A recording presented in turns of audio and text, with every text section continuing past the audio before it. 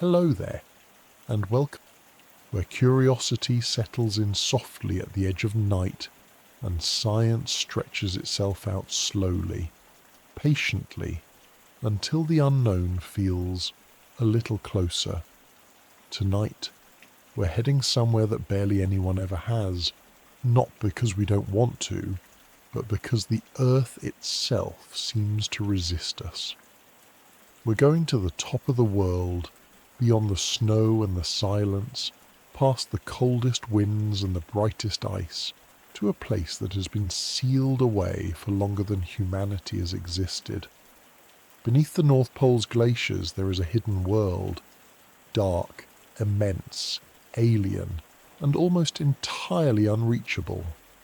And for all our technology, all our ambition, and all our restless desire to explore, we still cannot truly touch it.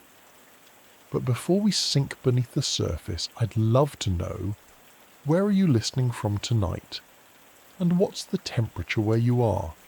Maybe it's warm, maybe it's cold, but I can promise you it's nowhere near as cold as the place we're about to visit. If this journey feels like the kind of quiet curiosity you enjoy, I'd be deeply grateful if you'd like this video or subscribe to Life Beyond Seen. It helps this gentle little corner of science find more people who might need a peaceful moment too. Now, make yourself comfortable, slow your thoughts, and follow me northward, because the story we're telling tonight has been locked beneath the ice for millions of years. The top of our planet is a strange kind of frontier. It's not a mountain to climb or an ocean to sail. It's a place that doesn't so much stand before us as hang over us, hidden under hundreds, sometimes thousands of meters of ice. When we think of the North Pole, we often picture an endless sheet of white stretching to the horizon, a featureless plain interrupted only by the occasional bear or expedition flag. But that's only the surface. Beneath that frozen desert lies a landscape we barely understand. Rivers that flow without ever touching the air, lakes sealed off from the sun for longer than our species has existed, and perhaps even ecosystems that evolved in total isolation, cut off from the rest of the planet by a barrier of crushing, shifting, frozen weight. It's not just that we haven't explored it fully, it's that so far we can't. The Arctic doesn't just resist intrusion, it erases our attempts. Machines break, sensors fail, ice closes over anything we try to lower into its depths. The deeper we go, the more the environment seems to push back. And yet, that's exactly why this mystery is so irresistible. Because somewhere under all that ice is a world that's part Earth, part alien planet. And we're desperate to know what it's hiding. To understand why it's so hard to reach, we first have to understand what we're trying to reach. Glaciers are not just frozen water sitting in one place. They're dynamic, living systems, rivers of ice that move and shift under their own immense weight. The glaciers around the North Pole are among the oldest and most powerful on Earth. Some are more than 2 million years old, layered and compacted over countless freeze-thaw cycles. Imagine snow falling year after year, century after century, never fully melting, pressing down on the layers beneath it until they fuse into solid ice. Over thousands of years that ice thickens, deepens, and begins to flow outward under its own colossal weight. That's what a glacier is. A slow, unstoppable river of ice grinding its way across the land, reshaping the earth beneath it. And these rivers aren't just thick, they're vast. The ice covering the Arctic Ocean and the Greenland ice sheet nearby can reach depths of over 3 kilometers. That's like stacking 3 Eiffel Towers on top of each other and still not breaking through. It's not a frozen pond we're dealing with, it's a frozen continent, pressing down with unimaginable force. Now picture what happens beneath that much ice. The weight is so intense that it crushes the landscape below, carving out deep valleys, subglacial basins and hidden channels where meltwater can flow. In some places, the pressure from above generates enough heat to melt the bottom layer of ice, even though the temperature remains well below freezing. That meltwater forms rivers and lakes beneath the glacier, sealed away from the surface world. These are not the kinds of lakes you'd take a boat across. They're pitch black, oxygen poor, and cut off from sunlight by kilometers of ice. And yet, some of them might have existed, undisturbed, for hundreds of thousands of years. Scientists know this because we've studied similar environments in Antarctica, like Lake Vostok, a massive body of water buried beneath 4 kilometers of ice, untouched for perhaps 15 million years. The Arctic almost certainly hides its own equivalents, but they remain invisible to us. Radar can hint at their presence. Satellite measurements can detect the slightest bulges and flows in the ice above. But to truly study them, to see them, sample them, understand them, we'd have to get there. And that's where the problems begin. Drilling through kilometers of moving ice isn't just hard. It's one of the most difficult engineering challenges humanity has ever attempted. Ice isn't uniform. It's layered, riddled with bubbles, fractured and constantly shifting. The deeper you go, the more the pressure increases and the more the ice behaves like a viscous fluid, flowing slowly around anything you try to insert into it. Traditional drilling rigs, the kind used to reach oil or geothermal energy, aren't built for this. They rely on stable ground, not a constantly deforming block of frozen water. Even specialized thermal drills, which melt their way downward, face enormous challenges. As they descend, the ice can refreeze behind them, sealing the shaft. The deeper they go, the harder it becomes to maintain a stable borehole. And even if you reach the bottom, there's another challenge waiting: contamination. The ecosystems beneath the ice, if they exist, have been isolated for perhaps hundreds of thousands or even millions of years. A single trace of modern bacteria introduced by a drill could destroy them before we ever study them. So scientists must sterilize every component, every drop of fluid, every instrument that enters the ice. That's slow, expensive and incredibly delicate work, and under Arctic conditions it becomes even harder. The Arctic environment itself adds another layer of complexity. Unlike Antarctica, where much of the ice sits atop land, the North Pole is covered by sea ice floating on an ocean. That ice isn't anchored. It drifts, cracks, and shifts constantly under the influence of winds and currents. A drilling platform that's perfectly positioned one day might drift kilometers off target the next. Equipment anchored in the ice can be torn apart by pressure ridges, massive walls of buckled ice that form without warning. Even the logistics of operating in such a remote, hostile environment are daunting. Temperatures plunge below 40 degrees Celsius, winds can exceed 100 kilometers per hour, and polar night can last for months, cutting off solar power and plunging the region into total darkness. Every piece of equipment must be built to survive these extremes, every mission must plan for them, and every mistake can be catastrophic.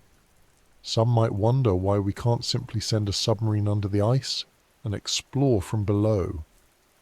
After all, nuclear submarines have crossed beneath the Arctic ice cap many times, and that's true.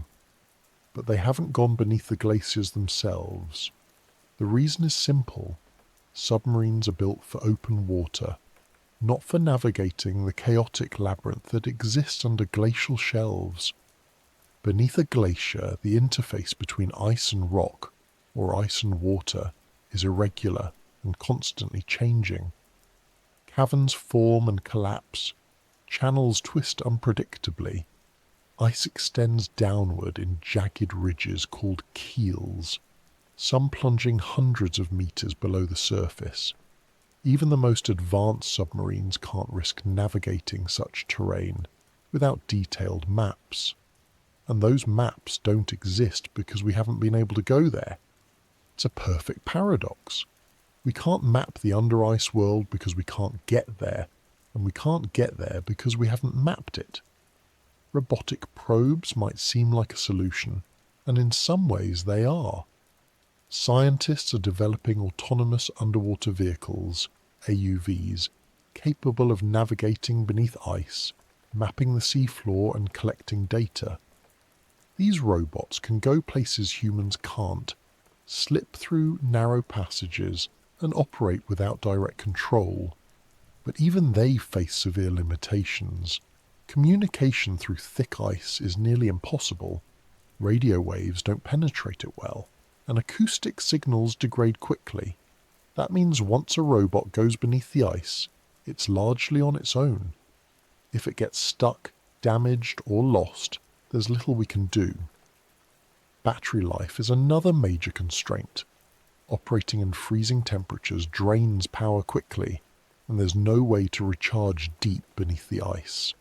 Most current AUVs can only operate for a few days or weeks before they must surface, and surfacing isn't an option when you're trapped beneath a glacier. And then there's the pressure. The deeper beneath the ice you go, the greater the weight above you. At depths of several kilometers, the pressure reaches hundreds of atmospheres, enough to crush most materials if they're not engineered with extreme precision. The ice itself exerts additional mechanical stress. As it flows, it grinds against the rock below, creating friction and shear forces that can tear apart equipment. Meltwater channels open and close unpredictably, sometimes flooding with sudden torrents, other times freezing solid. Even the most carefully designed probe can find itself immobilized or destroyed by forces we still don't fully understand. This is part of why exploration beneath the Arctic glaciers has advanced so slowly. Every attempt teaches us more about what we don't know and how little we're prepared for the conditions that await us. It's tempting to think of the Arctic as static, a frozen, unchanging wasteland. But that's one of the biggest misconceptions about it. The glaciers are constantly moving, flowing outward from their centres of accumulation toward the sea. That movement can be measured in meters per year, but over decades or centuries it reshapes the entire landscape beneath the ice.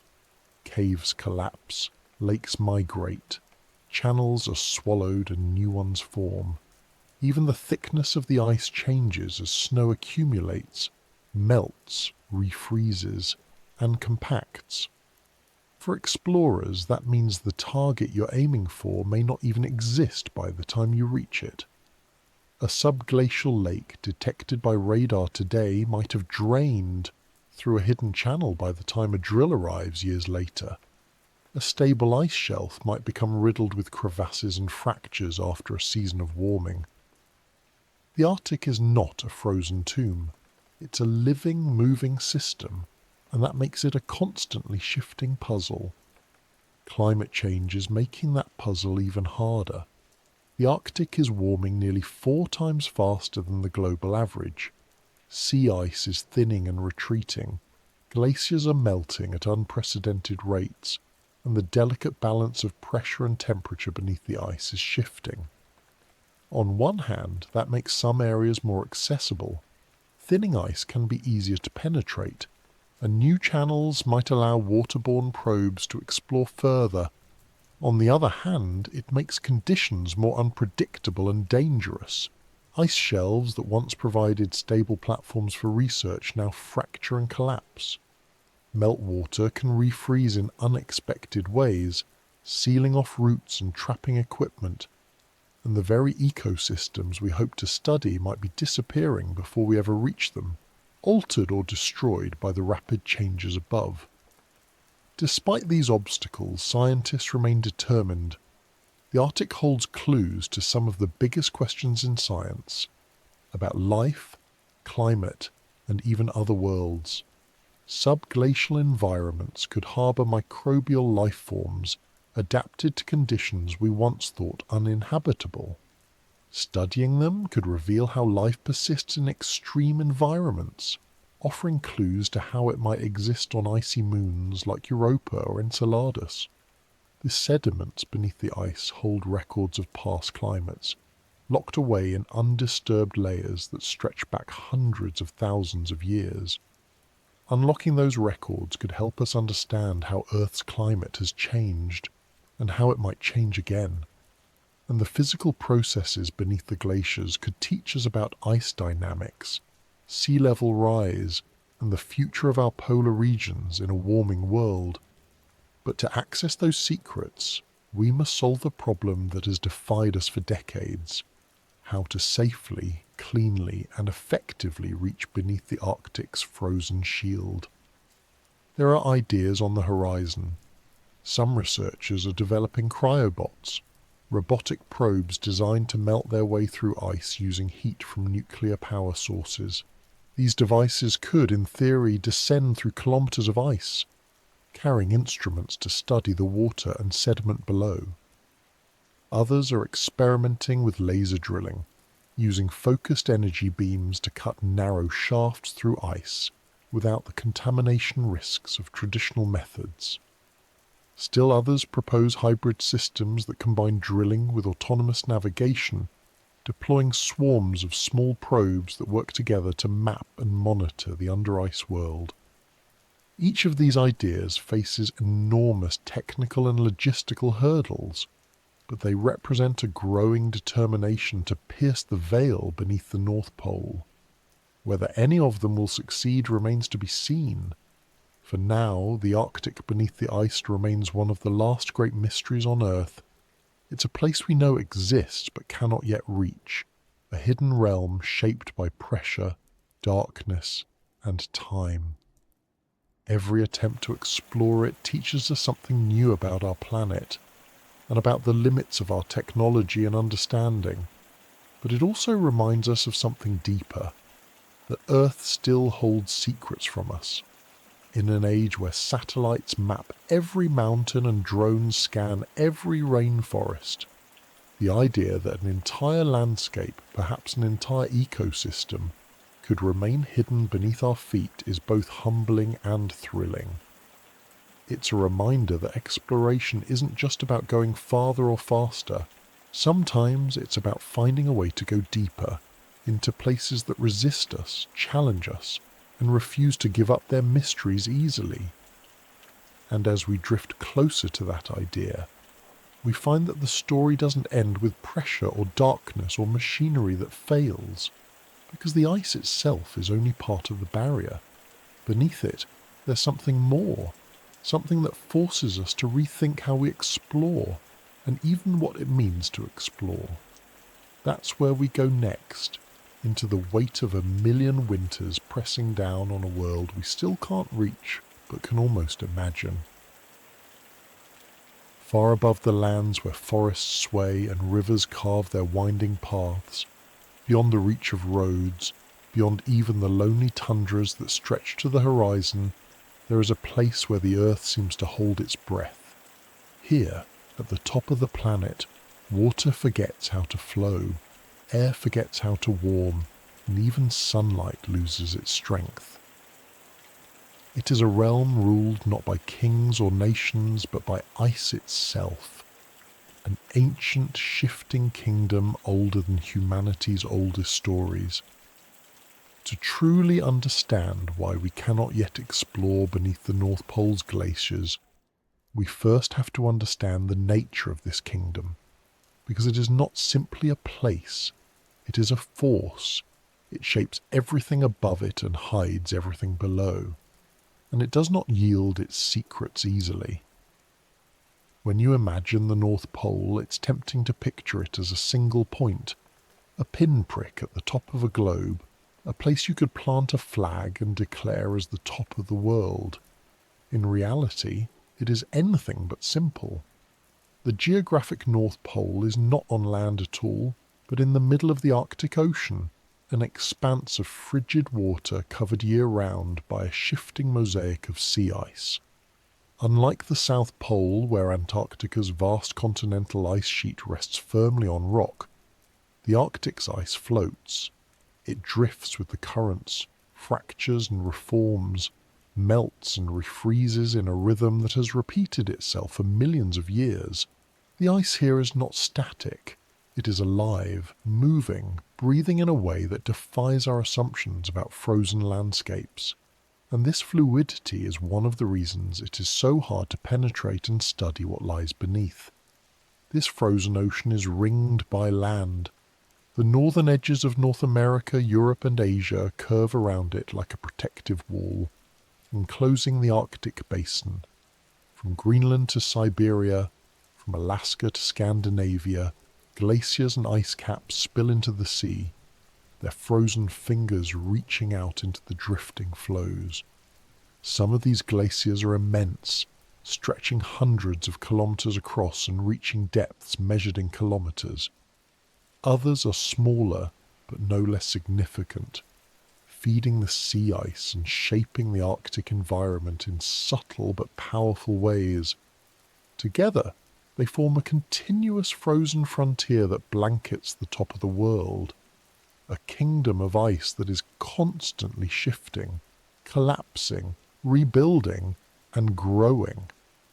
But calling it a kingdom isn't just poetic. In many ways, this frozen domain behaves like a living organism with systems, cycles, and patterns all its own. The Arctic ice is not merely water frozen in place. It's a dynamic structure, constantly responding to changes in temperature, wind, ocean currents, and even planetary motion. In winter, the sea ice expands dramatically, covering nearly 14 million square kilometers, an area larger than the entire continent of Europe. In summer it retreats, shrinking to around 4 or 5 million square kilometers. But even at its smallest, this ice remains thick, often several meters deep, layered with snow and frozen meltwater that insulate the sea below. Over time, sea ice can survive multiple seasons, becoming thicker, harder, and more impenetrable. This multi-year ice, as scientists call it, is one of the greatest obstacles to any attempt to reach the waters and landscapes beneath. Beneath that surface layer, the complexity only deepens. The Arctic Ocean is not a uniform bowl of water, but a rugged seascape of ridges, basins, and submarine plateaus.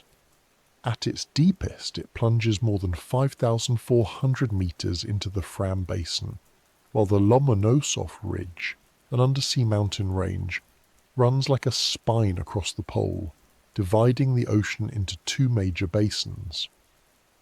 The interplay of ice and seafloor topography creates regions where ice is compressed into towering ridges, areas where meltwater pools beneath the surface, and pockets where the ocean swirls and churns in slow, powerful gyres. Each of these features adds another layer of complexity to the puzzle of under-ice exploration. It's not simply a matter of drilling straight down. Every meter is different from the one above it, shaped by forces we're only beginning to map.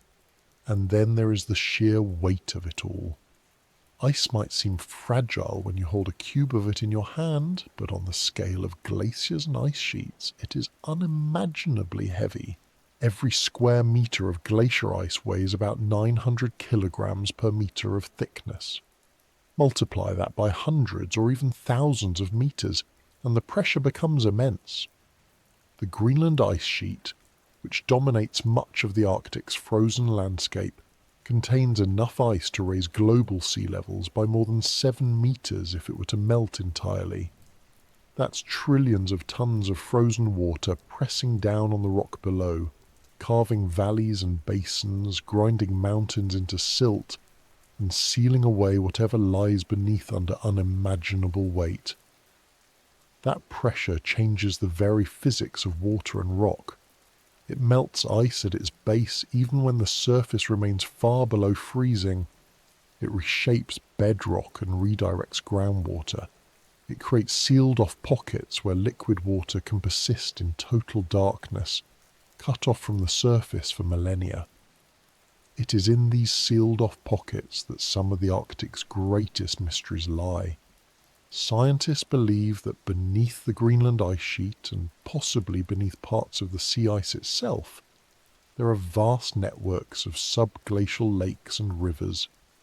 These hidden waterways are thought to carry meltwater from the base of the ice sheet to the ocean, lubricating its flow and influencing how quickly it moves. Some may also harbour microbial ecosystems that have evolved in total isolation, sustained by minerals from the bedrock and chemical energy sources rather than sunlight.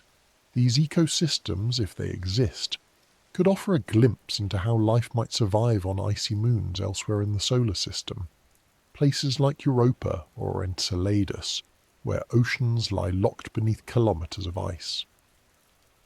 But detecting these hidden lakes is difficult enough. Reaching them is another challenge entirely. To even attempt such exploration, scientists rely on a suite of technologies that must operate in some of the harshest conditions on Earth. Satellite radar altimetry can detect tiny changes in the elevation of the ice surface, hinting at liquid water far below. Airborne ice-penetrating radar can map the internal layers of glaciers, revealing hidden structures and possible water pockets. Seismic surveys can trace the echoes of sound waves through the ice and rock, offering clues about what lies beneath. But these tools can only go so far. They can tell us that something is there. They cannot show us what it is. For that, we would need to drill. And drilling through a moving, shifting, ever-changing mass of ice is a task so difficult that even the most advanced polar research teams approach it with caution. It's worth looking at what has been done in Antarctica to understand the scale of this challenge. At Lake Vostok, a subglacial lake buried beneath nearly 4 kilometers of ice, Russian scientists spent decades drilling carefully downward, using a combination of mechanical and thermal techniques to penetrate the ice without contaminating the water below. Even then, the project faced repeated setbacks.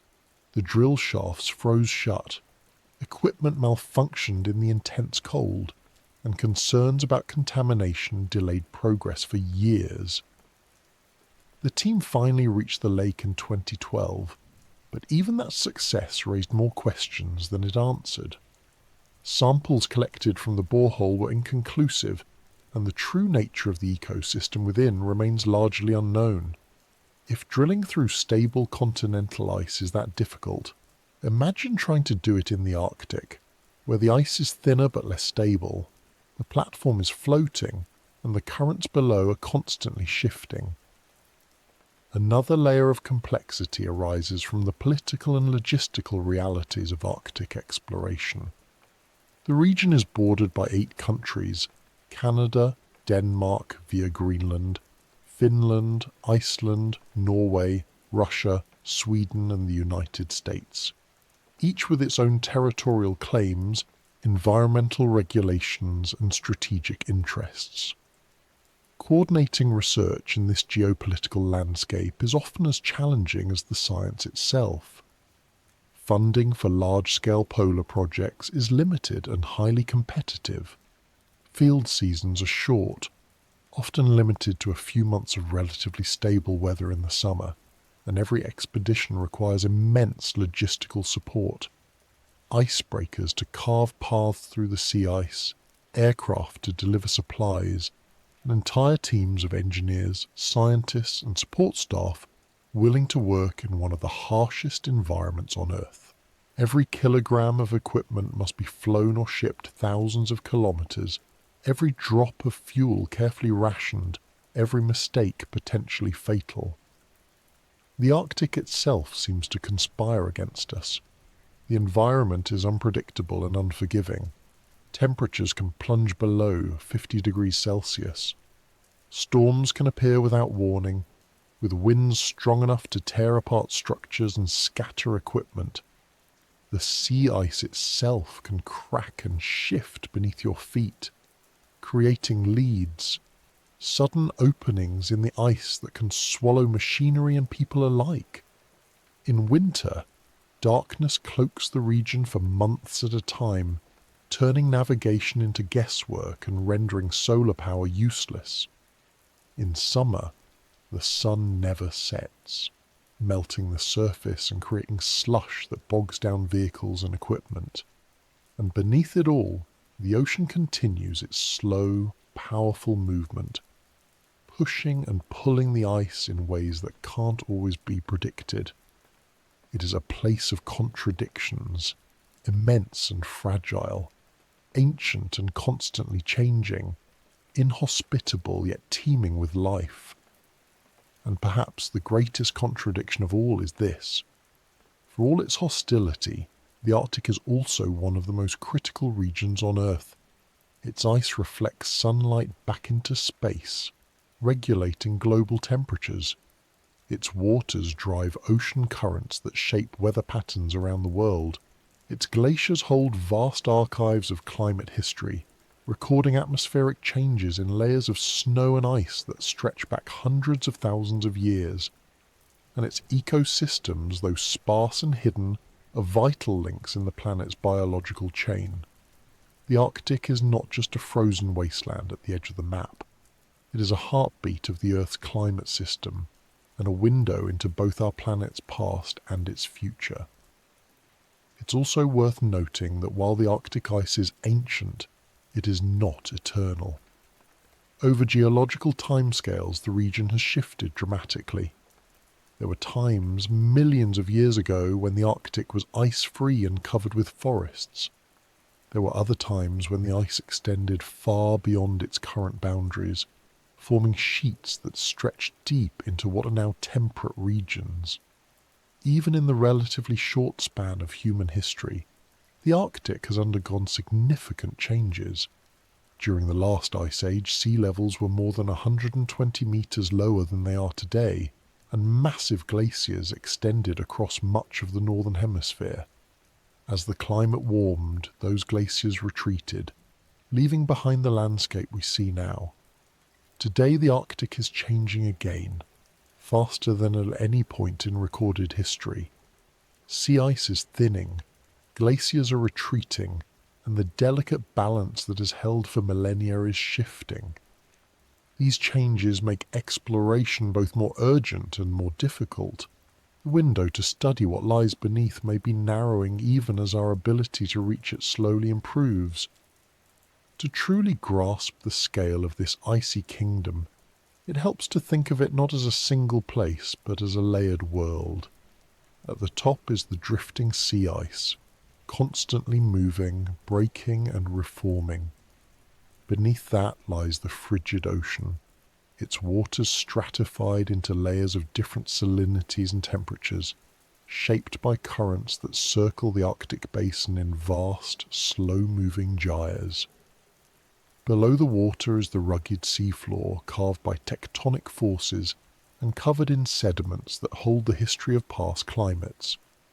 And above the land surrounding this ocean sits the Greenland ice sheet, and countless smaller glaciers pressing downward with their unimaginable weight. Together, these layers form a system that is at once interconnected and deeply isolated. Each influences the others, but each also hides its own secrets. It is within this labyrinth of ice, water and rock that the mysteries beneath the Arctic lie, and it is within this labyrinth that our efforts to explore them so often falter. Standing at the surface, it's easy to forget that so much is hidden below. The Arctic appears empty, silent, barren, but beneath that silence lies a complexity that rivals any rainforest or coral reef. Subglacial channels may carry meltwater for hundreds of kilometres, connecting hidden lakes in networks we barely understand. Sediments beneath the ice may record the waxing and waning of ice ages, preserving clues about how Earth's climate has changed, and how it might change again. And if life exists in those sealed, dark lakes, it could hold answers to some of the most profound questions in biology: how life begins, how it adapts, and where else in the universe it might exist. These are the treasures of the kingdom locked in ice, but they remain beyond our reach, sealed away by forces we cannot yet overcome. This kingdom is not just remote, it is actively hostile to exploration. It moves when we need it to stay still. It freezes when we need it to melt. It crushes what we try to send into it and closes over the holes we dig. It hides its treasures not behind walls but within itself, in layers of shifting, grinding, flowing ice that defy the tools and techniques we've built for other environments. And yet, for all its resistance, it continues to draw us closer. Because beneath those shifting layers, there is something more than just water and rock and ancient ice. There are stories written in pressure and darkness, histories older than humanity, and perhaps even forms of life that have never seen the sun. As we look deeper into this frozen kingdom, we begin to realize that the problem isn't just about building better drills or stronger robots. It's about confronting the fundamental physics of ice itself, the weight, the pressure, the movement, the constant reshaping of the world beneath our feet. And it's about understanding how those forces interact with the machinery we build and the ambitions we bring. Because beneath the surface of this icy realm lies a truth that has shaped it for millions of years, a truth that will shape everything we try to do there. And to see that truth clearly, we have to look not just at the surface or even the ice itself, but at the forces that hold it all together and make it so difficult to breach. If you were to stand on the ice near the top of the world and press your hand against its surface, you might think you were touching something delicate. Ice fractures under pressure. It melts when warmed. It can be shattered with a hammer or carved with a blade. It feels fragile, temporary, something that should yield easily to human tools and machines. But beneath your feet, that thin sheet extends downward into a body of frozen water, so vast, so heavy, and so relentless that it bends the land beneath it and alters the shape of the planet itself. The glaciers of the Arctic are not delicate. They are ancient, monstrous accumulations of snow and pressure, built layer by layer over millions of winters. And their weight is one of the fundamental reasons we cannot yet truly explore the world beneath them. Every snowflake that has ever fallen on the polar ice contributes to this immense weight. It begins with something almost laughably small, tiny crystals drifting silently down from the sky, stacking atop one another through storms and seasons year after year. Most melt away when summer sun returns, but those that don't become part of something larger. As they pile up, the snow at the bottom is compressed by the layers above, its delicate latticework collapsing under the weight until it transforms into firn, a granular intermediate between snow and ice. Over centuries, as more snow accumulates, that firn becomes dense glacial ice. What was once light enough to be carried by the wind becomes heavy enough to reshape continents. The Greenland ice sheet alone, the largest body of ice in the northern hemisphere, contains about 2.9 million cubic kilometres of frozen water. That's enough to cover the entire United States in ice more than 300 metres thick. Its weight is measured not in tons, but in trillions of tons, and that weight does not sit still. Ice flows. It does not flow quickly, at least not in human terms, but over decades and centuries it behaves less like a solid and more like an incredibly slow, viscous liquid. Under the relentless pressure of its own mass, glacier ice deforms and moves outward from its thickest points, creeping toward the sea in currents that carry rock and debris with them. This movement isn't uniform. It varies with temperature, bedrock friction, meltwater lubrication, and countless other factors. But no part of a glacier is truly stationary. Even the thickest ice, which might seem frozen in place, is creeping millimeters or centimeters each day. And the deeper you go beneath that ice, the more intense the pressure becomes, squeezing rock, water, and even the glacier itself into new shapes. For humans and machines trying to penetrate this frozen world, that movement is an enemy we have yet to conquer. It bends drilling shafts, closes tunnels, and crushes anything that lingers too long. To grasp just how overwhelming this pressure is, consider the numbers. For every 10 meters of ice above a point, there's roughly 1 atmosphere of pressure, about 14.7 pounds per square inch. That means that beneath 1,000 meters of ice, the pressure exceeds 100 atmospheres. At 3,000 meters, as at the base of parts of the Greenland ice sheet, the pressure surpasses 300 atmospheres, more than 400 pounds per square inch. Few materials on Earth can withstand such force indefinitely without deforming. Steel can bend, glass can shatter. Even rock will yield and flow over geological time. At those pressures, water behaves differently too.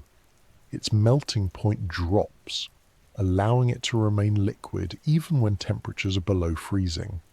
That means at the base of a glacier, where pressure is highest, liquid water often exists in thin layers or pockets, lubricating the ice above and helping it slide over the bedrock. This meltwater is vital to the glacier's movement, but it also creates unpredictable conditions for explorers. A drill can suddenly encounter liquid water after kilometers of solid ice, destabilizing the borehole and threatening contamination of pristine subglacial environments. The pressure doesn't just act vertically.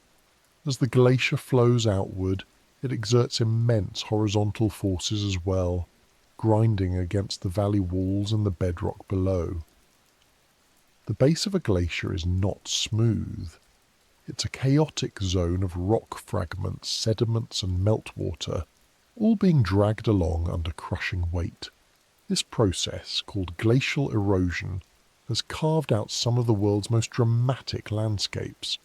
U-shaped valleys, fjords and basins that were once buried beneath miles of ice.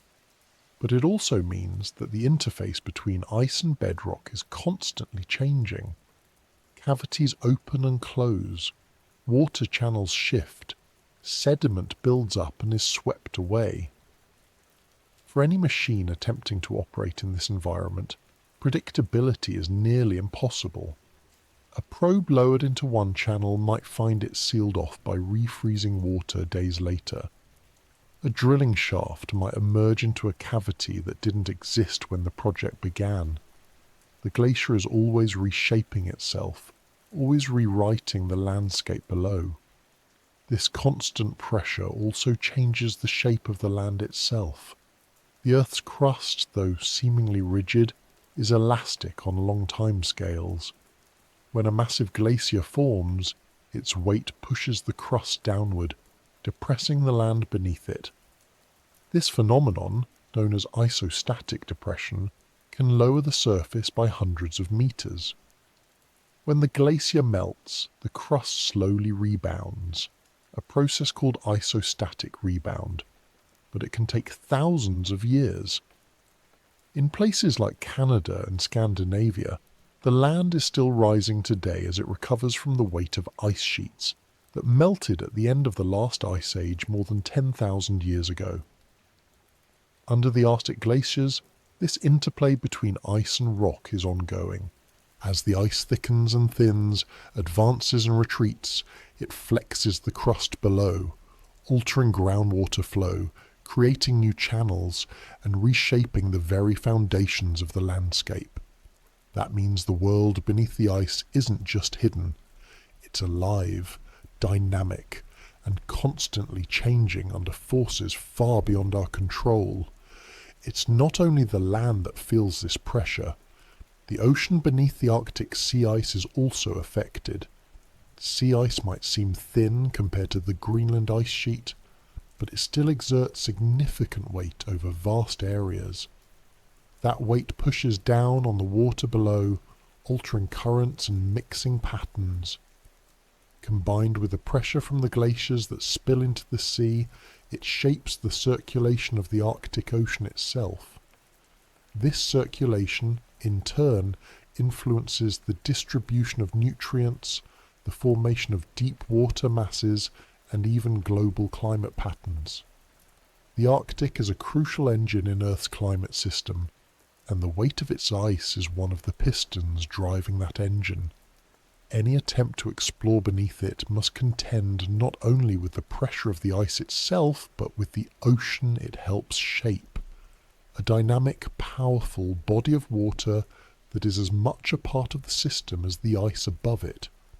For the machines we design, this pressure is more than a nuisance. It is a fundamental barrier. Traditional drilling equipment is built for rock, not ice. It's designed to bore through relatively stable materials under predictable conditions.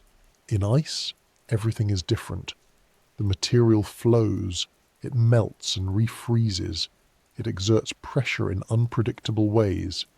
Drill shafts can buckle under the stress. Boreholes can close as the ice flows around them. Meltwater can refreeze above the drill bit, trapping it deep within the glacier. And even if the equipment survives the journey downward, the conditions at the base, crushing pressure, unpredictable water pockets, unstable sediments, can render it useless.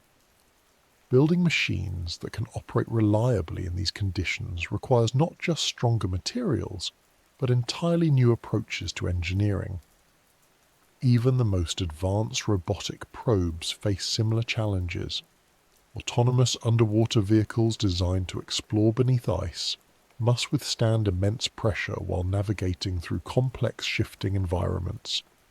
Their hulls must be strong enough to resist crushing forces, yet light enough to allow for mobility. Their sensors must function in conditions of near-total darkness and intense cold. Their power systems must operate reliably, even as temperatures plunge and pressures climb. And perhaps most challenging of all, they must do all of this without direct communication. Radio waves can't penetrate thick ice, and acoustic signals degrade quickly, leaving the robots largely on their own once they enter the under-ice environment. A failure deep beneath the glacier doesn't just mean the loss of expensive equipment. It means the loss of data, of progress, of years of preparation and planning. The pressure also poses a risk to what we're trying to study.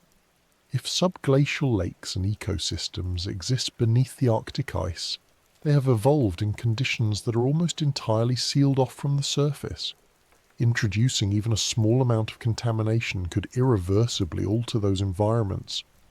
But sterilizing equipment for use under such pressure is extraordinarily difficult. Materials that are sterile at the surface may be compromised under hundreds of atmospheres of force. Fluids used in drilling can behave unpredictably, expanding or contracting in ways that create pathways for contamination. Even the act of drilling itself, the heat generated, the vibrations produced, can disturb delicate environments. Balancing the need to explore with the need to protect these pristine systems is one of the greatest ethical and scientific challenges we face.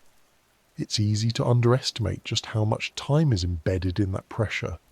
Each layer of ice represents a winter, a season of snow that fell and never melted, compressed into the fabric of the glacier. In some places, the ice at the base of Greenland's sheet is more than 1 million years old.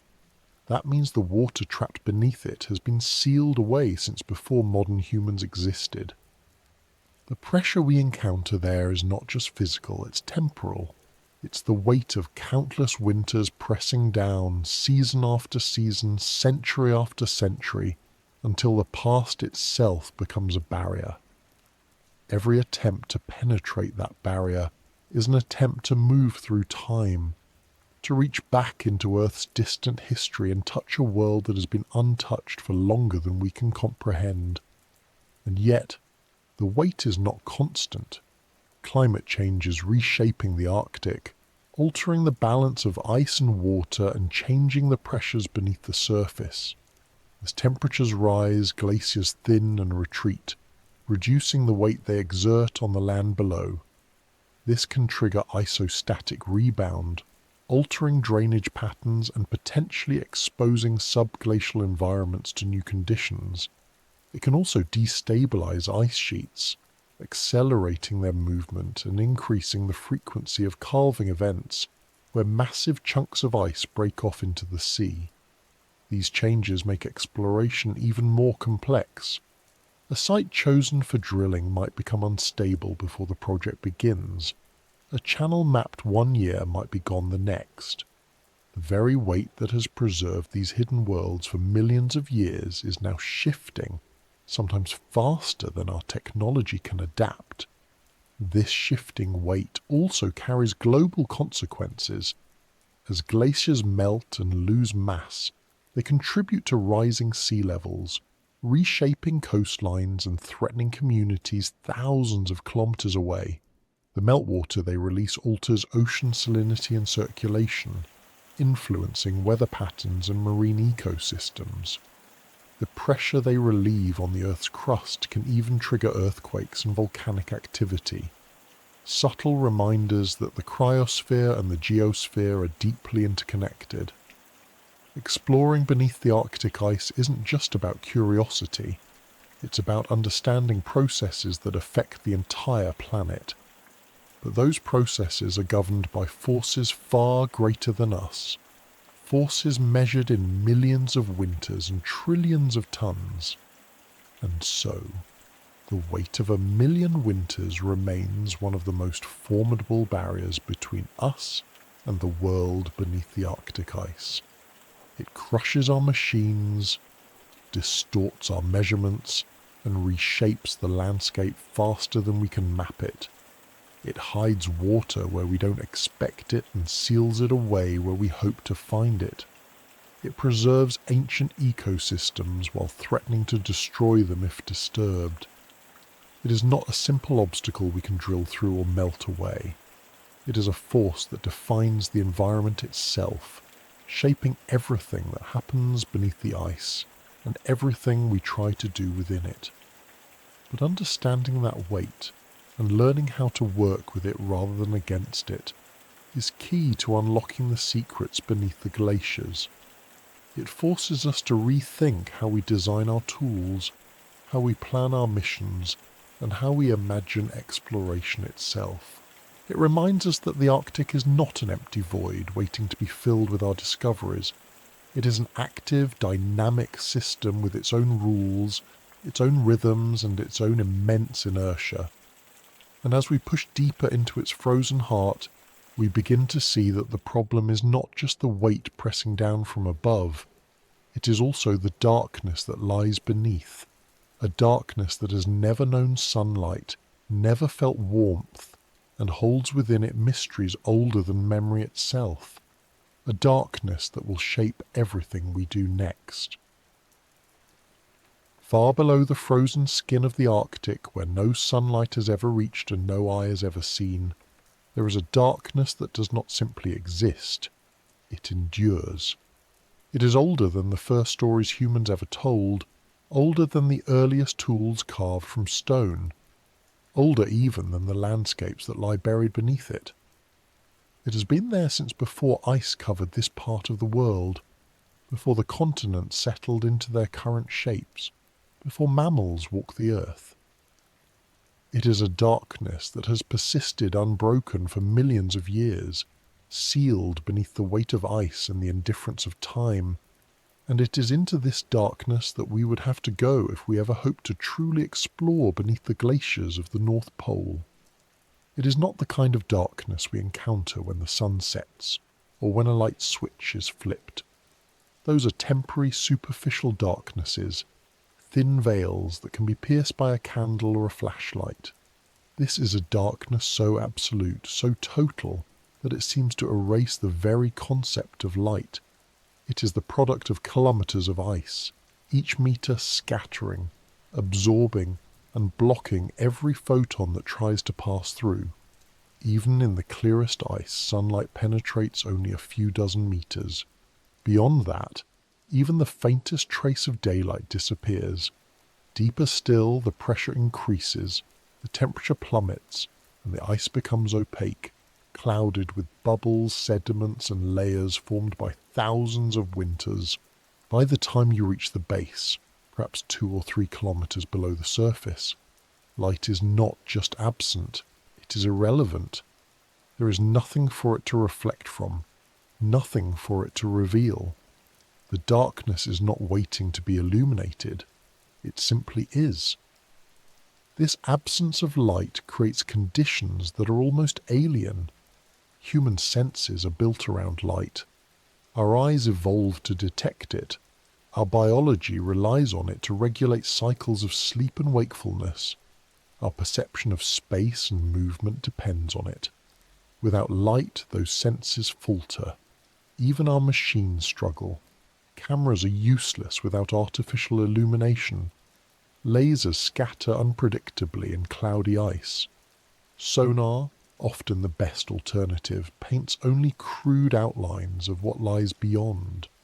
Every attempt to explore in this environment feels like groping through an endless void, each piece of data incomplete, each measurement shadowed by uncertainty. It's not just that we cannot see, it's that the very tools we rely on to compensate for sight are limited, distorted, or defeated by the conditions. But the darkness is more than just a lack of light. It is also a product of isolation. The ecosystems beneath the ice, if they exist, have been sealed away from the surface world for hundreds of thousands or even millions of years. They have never seen the sun. They have never experienced day or night as we know them. Their rhythms, if they have any, are dictated by entirely different forces: the slow flow of meltwater, the chemical reactions between rock and water, the faint geothermal heat rising from below. In this darkness, life would have to exist without photosynthesis, relying instead on chemosynthesis, the extraction of energy from chemical reactions rather than sunlight. Such ecosystems exist elsewhere on Earth, most famously around hydrothermal vents on the ocean floor, where bacteria feed on minerals and support entire communities of organisms in total darkness. If similar life exists beneath the Arctic ice, it would represent not just a remarkable adaptation, but an entirely different way of being. One that has thrived beyond the reach of light for longer than our species has existed. This possibility is one of the most tantalizing reasons scientists want to reach these hidden worlds. The study of extremophiles, organisms that live in conditions previously thought uninhabitable, has transformed our understanding of life's resilience. Microbes have been found in boiling hot springs, inside nuclear reactors, deep within Earth's crust, and in Antarctic subglacial lakes buried under kilometers of ice. If life exists beneath the Arctic glaciers, it would add to this growing list of environments where biology defies expectations. More importantly, it would offer clues about how life might exist elsewhere in the universe. Icy moons like Europa and Enceladus are thought to have subsurface oceans beneath thick crusts of ice. If life can persist in the lightless, pressurized, chemically driven environment beneath the North Pole, it might also exist in the dark oceans of those distant worlds. Exploring this darkness is not just about understanding our own planet. It's about probing the boundaries of life itself. Yet even if no life exists there, the darkness still holds secrets worth pursuing. The sediments trapped beneath the ice record a history of Earth's climate stretching back hundreds of thousands, perhaps millions, of years. Each layer of sediment is a page in that history, recording changes in temperature, atmospheric composition, ocean circulation, and even volcanic activity. Accessing those sediments could help scientists reconstruct the story of Earth's past climate and improve predictions of its future. But those sediments are sealed beneath ice and darkness, protected by conditions that make them extraordinarily difficult to reach. Drilling through kilometers of ice is challenging enough. Extracting uncontaminated samples from a pitch-black, pressurized and often waterlogged environment at the base is even harder. And even if we succeed, interpreting what we find is no simple task. The darkness preserves, but it also distorts. Layers can be disturbed by the movement of the ice above. Sediments can be mixed by meltwater flows. Signals can be lost or altered. Each sample is a puzzle, a fragment of a story written in a language we're still learning to read. The darkness also shapes the physical environment in ways that complicate exploration. In the absence of sunlight, temperatures remain consistently low, often far below freezing. The ice above insulates the base, trapping geothermal heat and creating a delicate balance between freezing and melting. Small changes in temperature or pressure can shift that balance dramatically. A slight increase in heat might create a meltwater channel where none existed before. A small decrease might freeze a passage shut. These changes can occur unpredictably and can render carefully planned exploration efforts useless. A borehole that reaches liquid water one year might encounter solid ice the next. A meltwater channel mapped by radar might have vanished by the time a probe arrives. The darkness hides these changes from us, leaving us to infer them from indirect evidence and guesswork. And then there's the psychological dimension of darkness, something we don't often consider, but which matters deeply in environments like this. Humans are not built for absolute darkness. Even in the deep ocean, bioluminescent organisms provide faint glimmers of light. Beneath the Arctic glaciers, there may be no such light at all. For explorers and scientists working in these conditions, the absence of visual cues can be disorienting, even disturbing. Time loses its meaning when there's no sunrise or sunset. Space becomes abstract when there's nothing to see. Machines too face challenges in this sensory vacuum. Navigation systems that rely on visual landmarks become useless.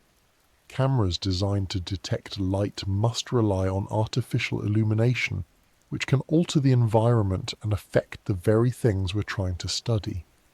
Even sonar, which uses sound instead of light, struggles to provide high-resolution images in the complex, shifting geometry beneath the ice. This sensory deprivation is one reason why exploring beneath the Arctic ice is often compared to exploring space. Both environments are extreme, hostile, and utterly alien to human senses. Both require technology that can function without direct human control. Both demand careful planning and meticulous attention to contamination and safety. And both offer the possibility of discoveries that could transform our understanding of the universe. But there is one crucial difference. Space is empty. The darkness beneath the Arctic is not. It is filled with water, ice, sediment, pressure, and potentially life. It is a darkness that is alive in ways we can barely imagine, shifting, flowing, reacting and evolving even in the absence of light. Some might ask why darkness matters.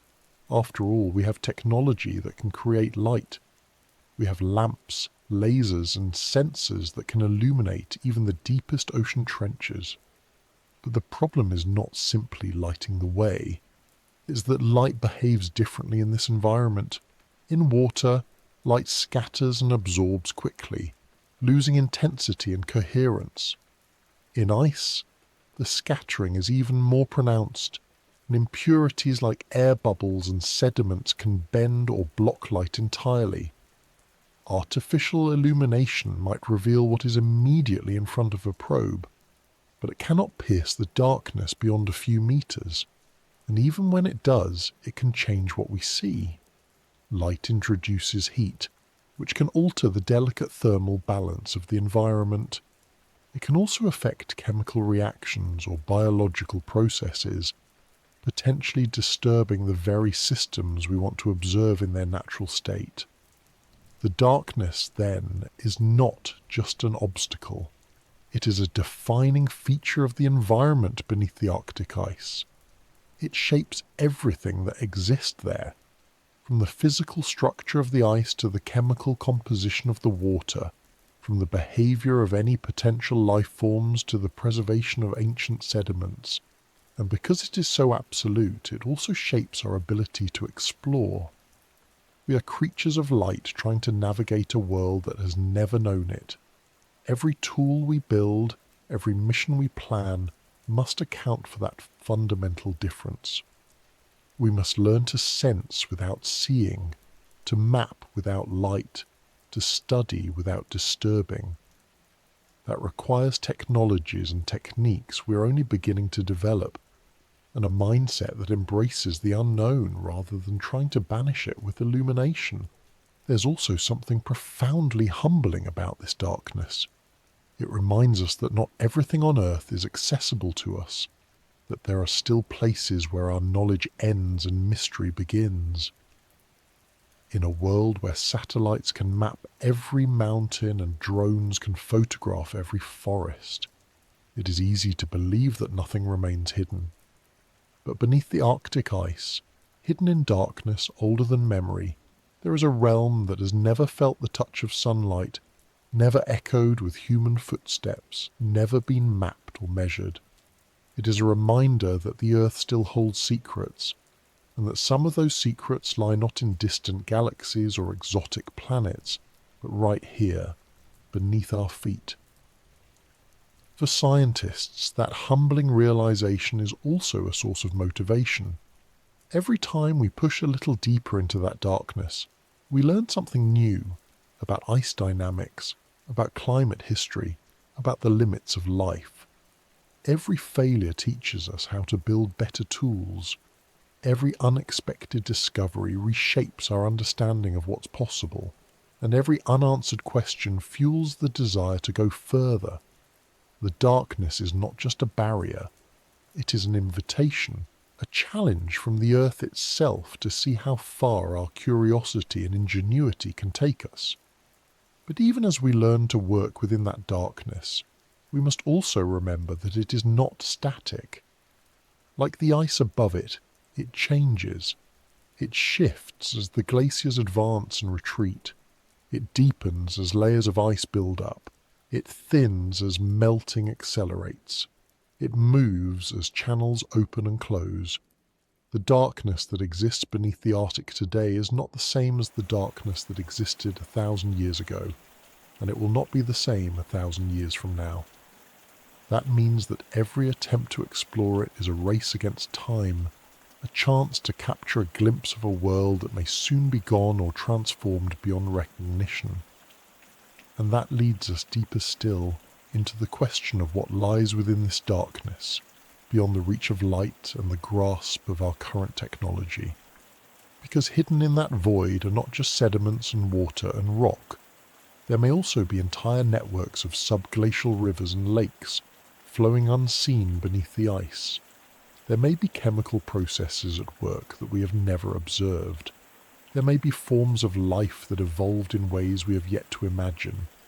The darkness hides them all, not out of malice, but simply because it is what it is, ancient, immense, and indifferent.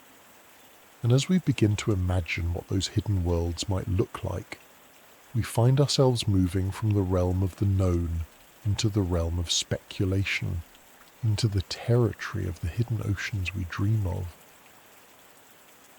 Beneath the glaciers of the far north, in a place where light has never reached and sound moves slowly through dense frozen silence, there may be entire worlds of water sealed away from everything we know.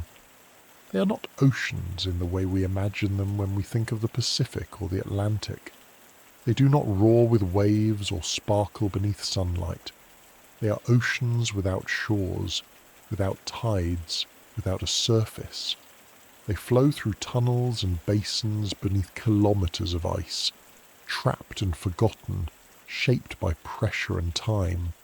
They exist, if they exist, in total darkness, hidden from the rest of Earth for hundreds of thousands or even millions of years. And they may hold secrets about the history of our planet, about the nature of life, and about the limits of exploration itself. Scientists call them subglacial lakes, but that term hardly does justice to what they might be. The word lake suggests something placid and contained, but beneath the ice, water is neither. Under immense pressure, even small amounts of heat, from friction, from geothermal energy, from the weight of the ice itself, can melt the base of a glacier. That meltwater doesn't stay still. It flows into depressions, carves channels through the sediment, gathers in pockets and basins, and forms networks that can stretch for hundreds of kilometers. Some of these pockets remain sealed for tens of thousands of years. Others connect to one another, creating entire hidden drainage systems beneath the ice. Some drain suddenly in massive floods that reshape the landscape below. Others may persist quietly, isolated and undisturbed, sealed beneath ice so thick that not a single molecule of their water has touched the atmosphere since long before humans evolved. We know these hidden oceans exist beneath Antarctica. Lake Vostok, the largest of them all, lies beneath nearly 4 kilometers of ice and spans more than 12,000 square kilometers, roughly the size of Lake Ontario.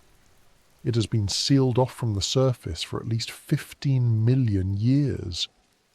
Over 400 other subglacial lakes have been identified beneath Antarctica, each with its own shape, depth, and hydrological behavior. In Greenland, scientists have identified more than 50 subglacial lakes beneath the ice sheet, though most are smaller than their Antarctic counterparts. And beneath the sea ice of the Arctic Ocean, though direct evidence is scarce, models suggest that similar pockets of meltwater could exist where pressure, geothermal heat, and topography allow it. These are the hidden oceans we dream of, not vast open expanses but labyrinthine networks of water beneath ice, flowing unseen and untouched. What makes these hidden oceans so fascinating is not just their existence but their potential. They're among the most isolated environments on Earth, sealed away from sunlight, shielded from atmospheric exchange, and protected from surface contamination. They may have remained stable for vast stretches of time. Within them, chemical reactions driven by minerals in the bedrock or by the slow decay of radioactive elements could provide energy. Microorganisms, if they exist, might thrive on that energy, forming entire ecosystems independent of the surface world. They would not rely on photosynthesis, which requires light, but on chemosynthesis, using chemical reactions to sustain life. This is how life thrives around hydrothermal vents on the ocean floor, where sunlight never penetrates and volcanic activity provides heat and energy. If life can do the same beneath glaciers, it would be living proof that biology can persist in darkness, isolation, and extreme pressure. The implications of that are profound. If life can exist beneath the Arctic glaciers, it strengthens the possibility that life could exist elsewhere under similar conditions. On Europa, one of Jupiter's moons, a global ocean is thought to lie beneath a crust of ice tens of kilometers thick. On Enceladus, a moon of Saturn, geysers of water erupt from cracks in its icy shell, hinting at a subsurface ocean below. Both moons receive little sunlight, and both are too cold for liquid water on the surface. Yet beneath their icy crusts, Heat from tidal forces and radioactive decay may sustain liquid water, and possibly life. Studying subglacial lakes on Earth could offer a preview of what those extraterrestrial oceans might be like. They are analogues, models, test cases, ways to study how life might arise, evolve and survive in environments far removed from sunlight and surface conditions. But these hidden oceans are not just interesting because of what might live within them. They're also archives of Earth's past. The sediments at their bottoms may contain records of climate change, volcanic eruptions, and even asteroid impacts stretching back millions of years. Trapped gases could preserve snapshots of ancient atmospheres. Layers of deposited material could reveal shifts in ocean circulation, ice sheet dynamics, and global temperature. Unlocking these records could transform our understanding of how Earth's climate has changed over geological time, and how it might change in the future. But accessing them is extraordinarily difficult. The very isolation that makes these lakes valuable also makes them fragile. A single drilling operation could contaminate them, altering their chemistry or introducing microbes from the surface. A single miscalculation could collapse a channel or drain a lake entirely. Every attempt to reach these hidden oceans carries risks, and those risks increase with depth, pressure, and complexity. Part of what makes exploration so challenging is that these lakes are not static. They fill and drain over time, responding to changes in pressure, temperature, and ice movement. Some may remain stable for tens of thousands of years, while others drain and refill on timescales of decades or even years. These drainage events can have dramatic consequences. When a subglacial lake drains, it can release billions of litres of water in a matter of days, carving channels beneath the ice and accelerating the glacier's flow. These sudden floods, known as Urkulalaps, can reshape landscapes and even impact sea level. For scientists, they also mean that a target chosen for exploration might not exist in the same form by the time they arrive. A lake identified by radar one year might have drained the next. A channel mapped in one season might have shifted course by the following. The hidden oceans beneath the ice are not frozen in time.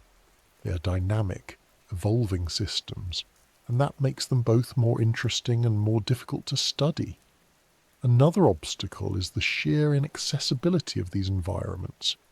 Drilling through kilometers of ice requires immense amounts of energy, precision, and patience. Traditional drilling methods, which rely on physical cutting or the circulation of drilling fluids, risk contaminating the environment or becoming trapped as the ice flows and refreezes. Thermal drills, which melt their way downward, face challenges of their own. They require enormous power and must prevent the water above them from refreezing and sealing the borehole. Even if a drill reaches a subglacial lake, retrieving samples without contamination is a delicate process. The water is under high pressure and may gush upward into the borehole, carrying sediments and microbes that could compromise the sample. Specialized systems must be used to capture water and sediment cleanly, maintain pressure conditions, and preserve the environment below.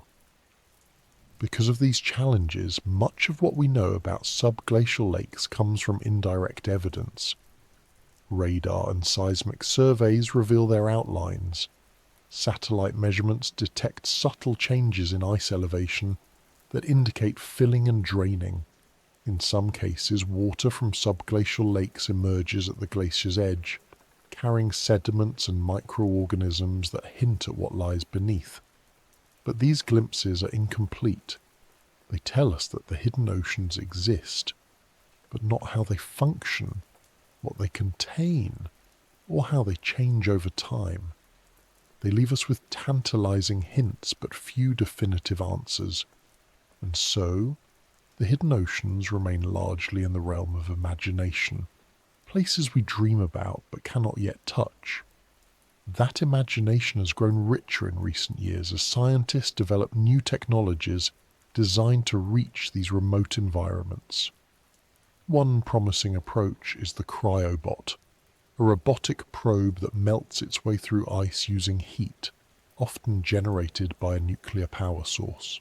Unlike traditional drills, cryobots do not require boreholes to remain open, and they can operate autonomously, carrying sensors and sampling equipment directly into the lake. Once there, they can deploy smaller robots or collect samples before returning data to the surface. Another approach involves hot water drilling, in which high-pressure jets of heated water melt a path through the ice. This method has been used successfully in Antarctica to access shallow subglacial lakes, and researchers hope it can be adapted for deeper Arctic environments. Advances in autonomous underwater vehicles also hold promise. These machines could enter subglacial lakes through narrow openings and explore them directly, mapping their interiors and searching for signs of life. Despite these advances, the challenges remain immense. Communication through thick ice is limited, making it difficult to control or retrieve data from robotic probes. Power is a constant constraint, both for drilling and for sustained exploration beneath the ice, and contamination remains a serious concern. Any mission must adhere to strict cleanliness protocols to avoid altering the pristine environments below. These constraints mean that exploration progresses slowly, often over decades. Each mission requires years of planning, testing, and refinement. Each attempt builds on the lessons of those before it, and each discovery, however small, brings us closer to the hidden oceans we seek.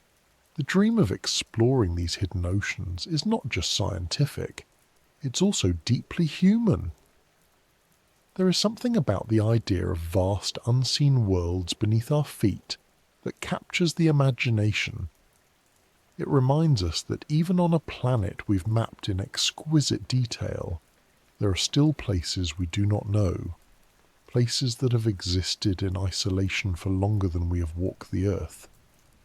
It reminds us that exploration is not just about reaching distant planets or probing distant stars.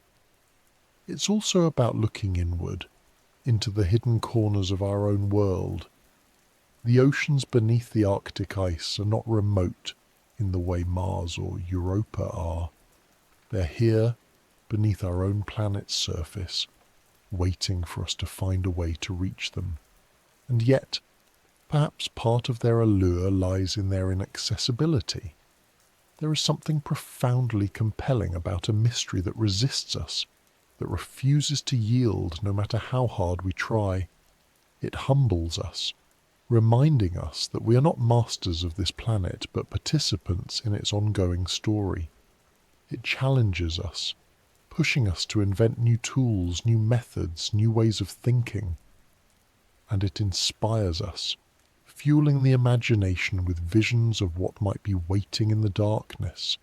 Strange ecosystems, ancient sediments, chemical processes that have never seen the light of day.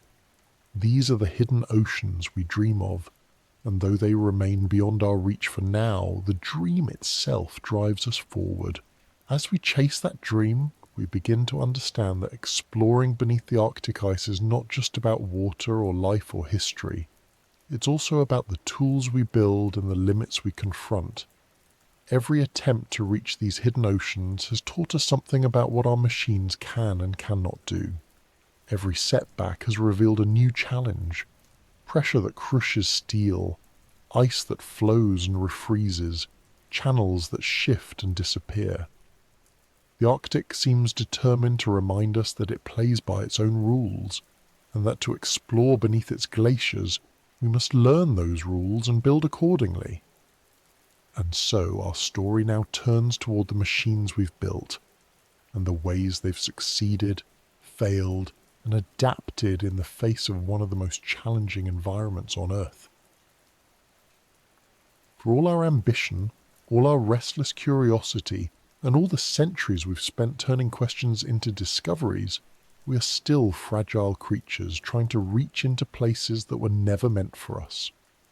And nowhere is that fragility more obvious than in our attempts to send machines into the frozen underworld beneath the Arctic glaciers.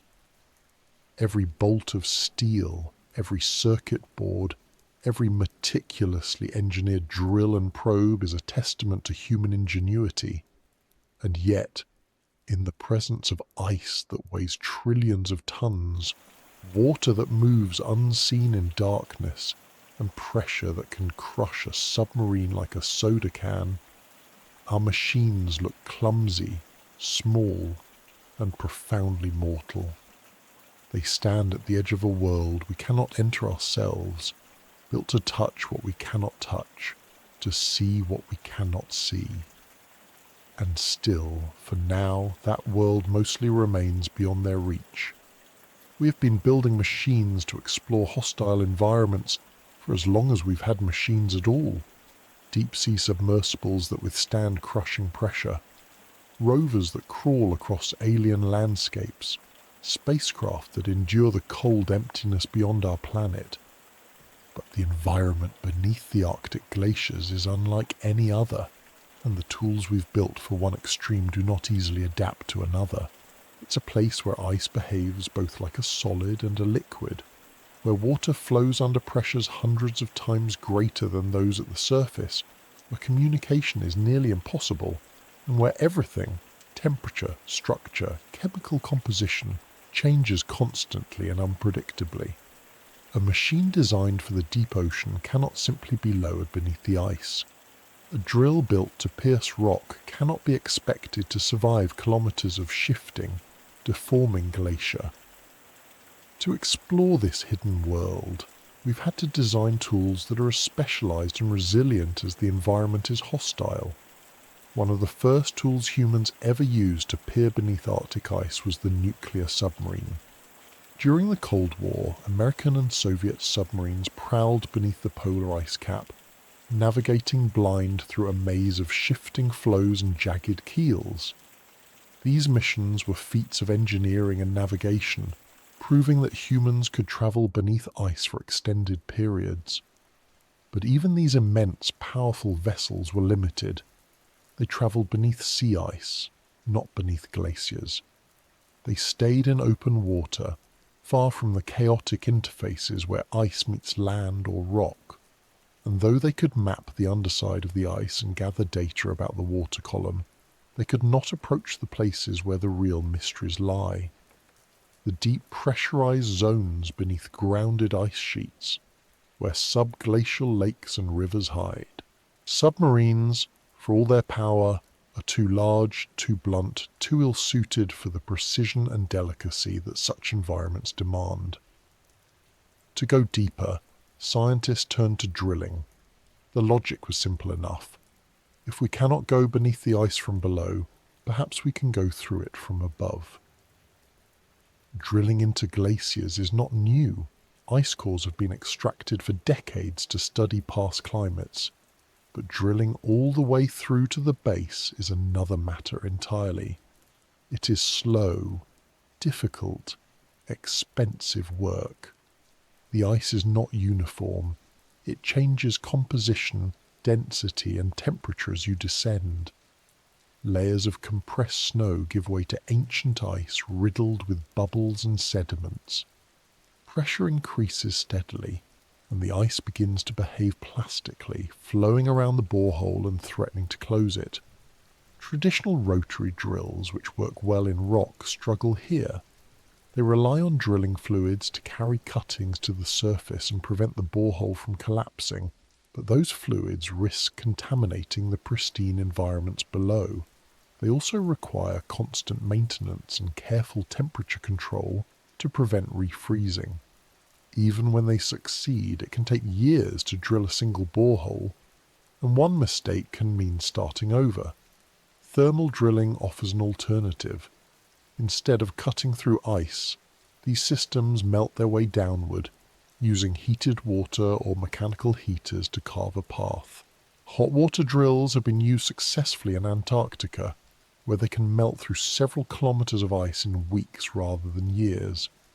They create clean, wide boreholes that can accommodate instruments and sampling devices. But even these systems have limitations. They require vast amounts of energy, often supplied by fuel that must be transported thousands of kilometers into remote polar regions. They must carefully manage refreezing water, which can seal the borehole or trap equipment, and they are limited by the unpredictable nature of the ice itself. Change in pressure or temperature can alter the melt rate. A hidden layer of sediment or a sudden influx of meltwater can redirect the drill. It is a delicate balance, and one that is often tipped by forces we cannot fully predict or control. To address the challenge of contamination, scientists have developed sterile drilling techniques that minimize the risk of introducing foreign microbes into subglacial environments.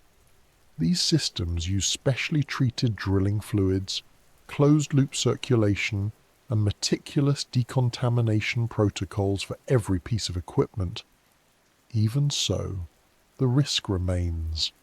A single contaminant introduced into a sealed subglacial lake could irreversibly alter its chemistry or disrupt any ecosystem within. For this reason, many projects stop short of breaching the base of the ice, content to study layers above it. But this caution comes at a cost. It limits our ability to directly sample the water and sediments that hold the most valuable clues. We stand just meters above the unknown, able to sense its presence but not to touch it. While drilling pushes downward from above, another class of machines approaches from below. Autonomous underwater vehicles, or AUVs. These robotic explorers are designed to operate beneath ice without direct human control, navigating through complex environments and collecting data as they go. Some are torpedo-shaped, built to glide long distances through water. Others are compact and maneuverable, capable of slipping into narrow crevices and tunnels. Equipped with sonar, cameras, chemical sensors, and even robotic arms, they can map the underside of the ice, measure temperature and salinity, and search for signs of life. AUVs have been used beneath Antarctic ice shelves and sea ice, where they have revealed complex networks of channels and cavities carved by meltwater. They have even ventured into subglacial cavities near glacier grounding lines, places where ice, water and rock meet in chaotic, shifting equilibrium. But even the most advanced AUVs face formidable obstacles beneath the Arctic ice. Navigation is one of the biggest challenges. GPS signals cannot penetrate water, let alone ice, and acoustic navigation systems are limited in range and resolution. That means AUVs must rely on dead reckoning, calculating their position based on velocity and heading, which accumulates errors over time. Without regular updates, they can drift kilometers off course. Communication is another hurdle. Radio signals cannot pass through thick ice, and acoustic signals degrade quickly, limiting bandwidth and range. Most AUVs must operate autonomously, following pre-programmed instructions and returning to a rendezvous point for data retrieval. If they become stuck, damaged, or lost, there is often no way to recover them, and beneath a glacier, where channels twist unpredictably, ceilings shift, and debris moves with the ice, the risk of losing a vehicle is high. Pressure poses yet another challenge. At depths of several kilometers, the weight of the overlying ice and water can exceed hundreds of atmospheres. AUVs must be built to withstand this pressure without deforming or leaking. Their sensors and electronics must be sealed and insulated against intense cold and crushing force. Batteries, too, must be capable of operating reliably in near-freezing water under immense pressure, a combination that can shorten their lifespan and reduce their capacity. Every gram of weight and every cubic centimetre of volume must be carefully considered to balance strength, buoyancy, and endurance. And because missions beneath ice can last days or weeks without the possibility of resurfacing, AUVs must carry all the power they need from the start. There are no charging stations beneath a glacier. One of the most ambitious technologies proposed for exploring beneath polar ice is the cryobot, a self-contained robotic probe designed to melt its way downward through ice, carrying instruments with it. Unlike conventional drills, cryobots do not require a borehole to remain open. They move slowly, melting the ice ahead and letting it refreeze behind them. In theory, a cryobot could descend through kilometers of ice, reach a subglacial lake, and deploy instruments, or even smaller robots into the water. It could collect samples, take measurements, and send data back through a fiber optic cable trailing behind it. Prototypes have been tested in glaciers on Earth, and NASA is exploring cryobot designs as potential tools for exploring icy moons like Europa. But cryobots face many of the same challenges as other machines: power, navigation, communication, and contamination. They require enormous amounts of energy to melt their way downward, and once they reach their target, retrieving them may be impossible. If they become stuck or encounter unexpected conditions, they cannot backtrack. They are one-way missions, brave but expendable. Hot water drills, AUVs, cryobots. Each represents a different strategy, a different way of approaching the problem, but all of them share a common limitation. They must operate in an environment that does not want them there. The Arctic ice is not passive. It moves, shifts, flows, and refreezes. It responds to pressure and temperature in ways that can seal boreholes, crush vehicles, or alter the terrain mid-mission. The water beneath the ice is not static either. It flows through channels that can close or change course. It carries sediments that can clog sensors or damage equipment. It can surge suddenly if a subglacial lake drains or remains still for centuries. Every machine that enters this environment must contend with forces that are indifferent to its presence, forces that can undo years of planning in moments. And yet, for all these difficulties, progress is being made. Each failed mission teaches engineers something new about how to build machines for these conditions. Each lost probe reveals a flaw that can be corrected. Each unexpected result points to phenomena we had not anticipated. The challenges are enormous, but they are not insurmountable. Advances in material science are producing stronger, lighter hulls that can withstand pressure and resist ice abrasion. Improvements in battery technology are extending mission durations. New navigation algorithms are reducing drift and improving autonomy. And innovations in communication, from acoustic modems to fiber optic tethers, are expanding the range and reliability of data transmission beneath ice. These incremental advances may not sound dramatic, but they are essential steps toward the day when we can truly explore the hidden world beneath the Arctic glaciers. There's also a growing recognition that no single machine will solve the problem. The environment is too complex, too varied, for one tool to do everything. Instead, the future of under-ice exploration likely lies in systems, networks of complementary technologies working together. A hot water drill might create an access point. A cryobot might descend through the ice. An AUV might then enter the water and explore the lake or channel beyond. Each tool would play a role, each compensating for the limitations of the others. Such integrated missions will be expensive, logistically challenging, and technologically demanding.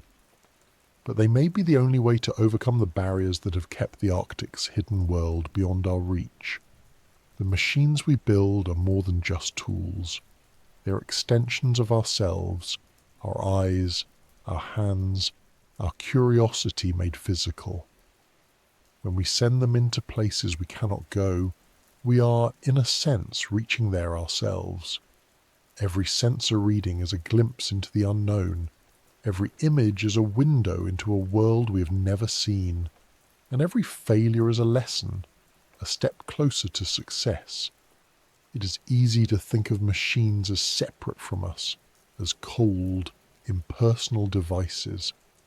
But in truth, they are expressions of our deepest desire to know, and the under-ice world of the Arctic is one of the ultimate tests of that desire. Still, even as our machines grow more capable, the environment beneath the ice remains a formidable adversary. It is not simply the darkness, the cold, or the pressure that challenge us. It is the fact that the ice itself is alive in a way that stone or steel is not. It flows, flexes, and reshapes itself. It turns passages into dead ends, opens new ones without warning, and crushes obstacles with the patience of time. It is a labyrinth that never stays the same for long, a maze carved by forces older and stronger than us. And to truly understand why our machines struggle, why exploration beneath the Arctic glaciers remains so elusive, we must step back and look at that labyrinth itself, the ever-changing world that confounds us at every turn. Beneath the frozen ceiling of the Arctic, past the shifting sheets of sea ice, and the mountains of glacial ice pressing relentlessly downward, there is a world governed not by politics, ambition, or human will, but by physics. It is an environment shaped by pressure, temperature, density, and gravity in ways that defy our everyday experience. It is a place where water behaves like rock, where ice flows like liquid, where heat and cold meet in delicate balance, and where even the strongest materials humanity has ever built can buckle and break. It is a realm that does not care about our goals or our timelines. It obeys only the most fundamental laws of nature, laws that have shaped it for millions of years, and that will continue to shape it long after we're gone. And it is those laws, more than any lack of technology or willpower, that stand between us and the hidden world beneath the North Pole's glaciers. The first and most obvious of these laws is pressure. On the surface, atmospheric pressure is something we rarely think about. It is the weight of the air above us, roughly 14.7 pounds per square inch, and we live within it so completely that it becomes invisible. But beneath kilometers of ice, pressure ceases to be a background condition. It becomes the dominant force shaping everything. For every 10 meters of ice, the pressure increases by about 1 additional atmosphere. At the base of Greenland's ice sheet, more than 3,000 meters thick in places, the pressure can exceed 300 atmospheres, more than 4,400 pounds per square inch. To put that into perspective, that is roughly the pressure you would experience 3,000 meters deep in the ocean, a depth that crushes unprotected submarines and warps solid steel. Even specialized deep-sea vehicles designed to withstand the weight of kilometers of water struggle under similar conditions. The ice above is not water, it is heavier, denser, and far less forgiving. This immense pressure alters everything, even the nature of water itself. Under normal conditions, water freezes at 0 degrees C, but as pressure increases, that freezing point drops. At the base of a thick glacier, water can remain liquid at temperatures well below zero. This means that even when the ice above is solid and immovable, there can be layers of meltwater beneath it, thin films or larger pockets, moving slowly between the ice and the rock below. This water acts as a lubricant, allowing the glacier to slide over the ground, accelerating its flow. It also creates subglacial rivers and lakes, sealed away under immense weight. For scientists, this presents a dual challenge. On one hand, the presence of water is crucial. It hints at hidden ecosystems, geological processes, and records of past climates. On the other hand, Its behavior under pressure is unpredictable. A drill might encounter ice one moment and water the next. A probe might enter a seemingly stable cavity, only to have it collapse under shifting pressure. Even our best models struggle to predict exactly how meltwater will move or where it will collect beneath kilometers of ice. Pressure also affects the ice itself. Though it appears solid, glacier ice is not static. Under extreme pressure, it flows slowly, imperceptibly, but relentlessly. The molecules within it rearrange themselves, allowing the ice to deform and creep outward under its own weight. This flow is what drives glaciers toward the sea, carving valleys and reshaping landscapes as they go. But it also means that the ice is constantly moving, even deep below the surface. It is not a fixed barrier that can simply be drilled through and forgotten. It is a living, shifting mass that closes boreholes, bends drilling shafts, and crushes instruments. A tunnel dug into the ice may last only days before it begins to collapse. A sensor placed deep within it might be carried kilometers from its original position over the course of years. For exploration, this movement is a nightmare. It means that nothing stays where we leave it. Nothing remains stable for long, and nothing we build beneath the ice can assume the luxury of stillness. This movement is not uniform either. It is influenced by temperature gradients, ice thickness, topography, and the presence of meltwater. Warmer ice deforms more easily than colder ice. Thicker ice flows faster than thinner ice. Ice sliding over smooth bedrock moves differently than ice grinding over rough terrain. These variations create complex patterns of stress and strain within the glacier, leading to crevasses, shear zones, and differential flow. In some regions, ice may move only a few centimeters per year. In others, it may surge forward by meters in a matter of days. These sudden shifts, known as surges, can radically alter the structure of the glacier and the environment beneath it. A meltwater channel that existed yesterday may be sealed off today. A cavity that was once stable may collapse without warning. These unpredictable changes make long-term exploration beneath the ice extraordinarily difficult. Instruments must be designed to tolerate movement, withstand crushing forces, and survive even as the environment around them transforms. The crushing reality of physics extends beyond pressure and flow. Temperature too plays a decisive role in shaping the environment beneath Arctic glaciers, and it does so in ways that are often counterintuitive. Deep beneath the ice, the temperature is not as cold as one might imagine.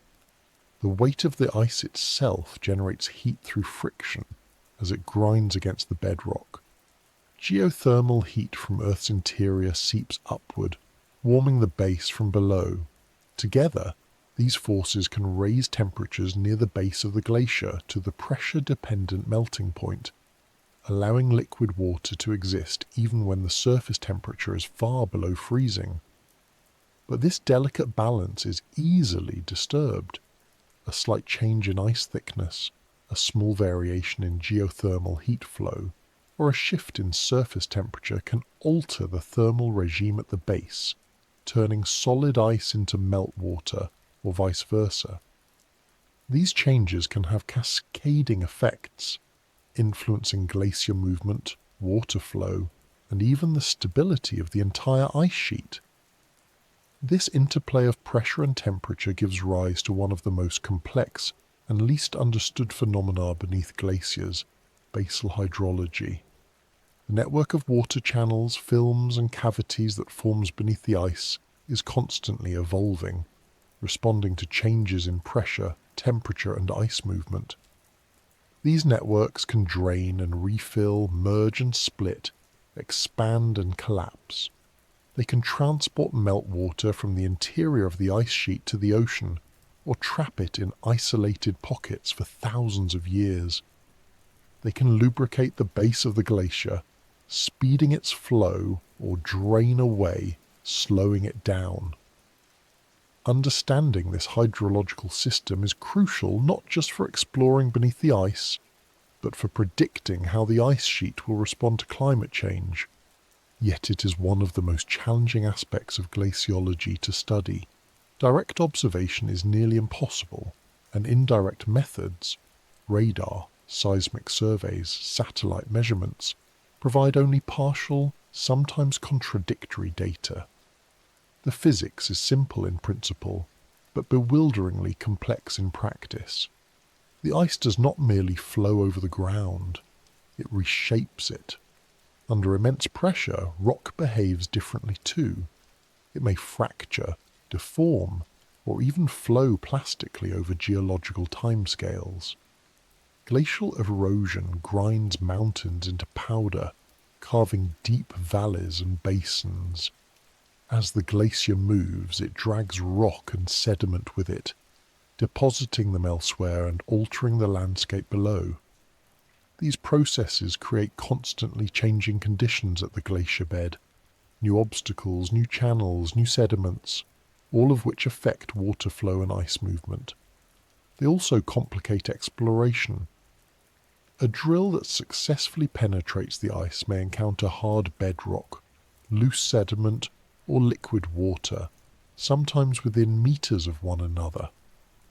A probe designed for one set of conditions may find itself in a completely different environment minutes after deployment. The variability is immense, and the physics that drive it are unforgiving. Even the basic act of drilling through ice is governed by physics that work against us. As the drill descends, the pressure increases and the ice becomes warmer, due to the geothermal gradient and the heat generated by the drill itself. This can cause meltwater to form around the borehole. If that water refreezes, as it often does in the colder layers above, it can trap the drill or seal the borehole shut. Preventing this requires careful temperature control and the circulation of drilling fluids, but those fluids must be chosen carefully to avoid contamination and to match the changing pressure and temperature conditions. Even then, the ice may deform around the borehole, narrowing it or causing it to close entirely. These challenges are not simply engineering problems. They are the direct result of the physical properties of ice under pressure, properties we cannot change, only work around. And then there is buoyancy, another fundamental force that complicates exploration. Subglacial lakes and water channels are often under pressure far higher than the atmospheric pressure at the surface. Breaching them can release that pressure suddenly, causing water to surge upward into the borehole. This can flood equipment, contaminate samples, and even destabilize the ice above. Conversely, introducing a probe or sensor into a high-pressure environment can cause it to implode if it is not built to withstand the force. The difference between success and failure can hinge on a fraction of a bar of pressure. The consequences of getting it wrong can be catastrophic for the mission and potentially for the environment itself. All of these factors, pressure, flow, temperature, erosion, buoyancy, are interconnected. They form a system that is both stable and dynamic, shaped by fundamental physical laws that we cannot ignore or override. We can build stronger materials, more precise instruments, and more sophisticated models, but the underlying physics remain the same. Ice will always flow under pressure. Water will always seek equilibrium. Heat will always move from warmer to colder regions. Gravity will always pull everything downward. These are the rules of the environment beneath the Arctic glaciers, and they are not negotiable. Our struggles to explore beneath the ice are, in many ways, struggles against these rules, or more accurately, struggles to work within them. Every engineering decision must account for them. Every mission plan must anticipate them. Every model must incorporate them. And even then, surprises are inevitable. because the scale and complexity of the system amplifies small changes into large effects. A tiny shift in temperature can alter the structure of the ice. A small increase in meltwater can change the flow dynamics. A slight change in pressure can cause a cavity to collapse or a channel to open. The closer we look, the more we realize that the physics governing this environment are not obstacles to be overcome, but realities to be respected.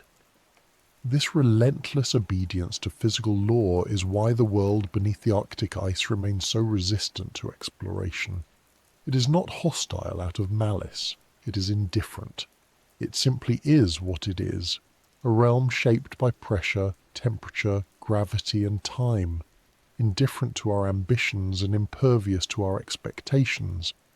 And that indifference is humbling. It reminds us that for all our power, we are still subject to the same laws as everything else in the universe. Our machines may be strong, but ice can crush them. Our instruments may be precise, but pressure can distort them. Our models may be sophisticated, but nature can still surprise us. Yet within that humbling truth lies a strange kind of beauty. The same physics that frustrate us are also the ones that have created this hidden world in the first place. They have shaped the glaciers, carved the landscapes, sealed away the water, and perhaps even nurtured life in isolation. They have written a story over millions of years, a story of ice and pressure, of water and rock, of flow and balance, and they continue to write it now. Our attempts to explore beneath the ice are not attempts to conquer that story, but to read it, to understand the language in which it is written. And as we try to read it, we begin to see that the difficulty is not just in the forces themselves, but in how they change. The ice is not static.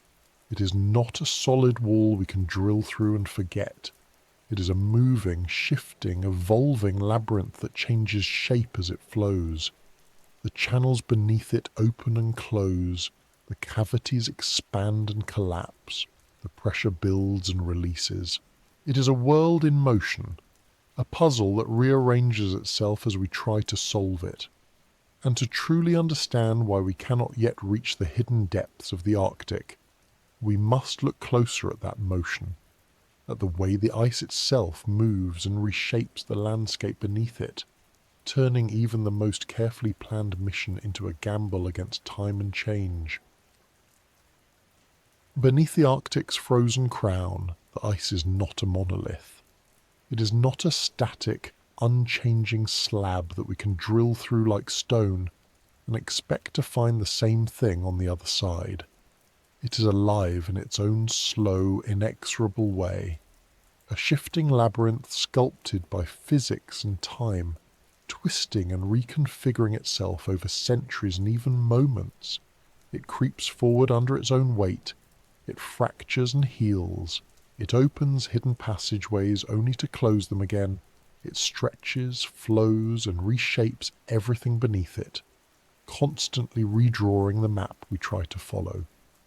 And that motion, more than any lack of courage or technology, is why we still cannot truly explore the world beneath the glaciers of the North Pole.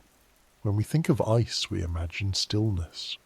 We imagine frozen lakes and rigid blocks, crystalline and motionless. But a glacier is not like that. A glacier is a river of ice, slow, viscous, relentless.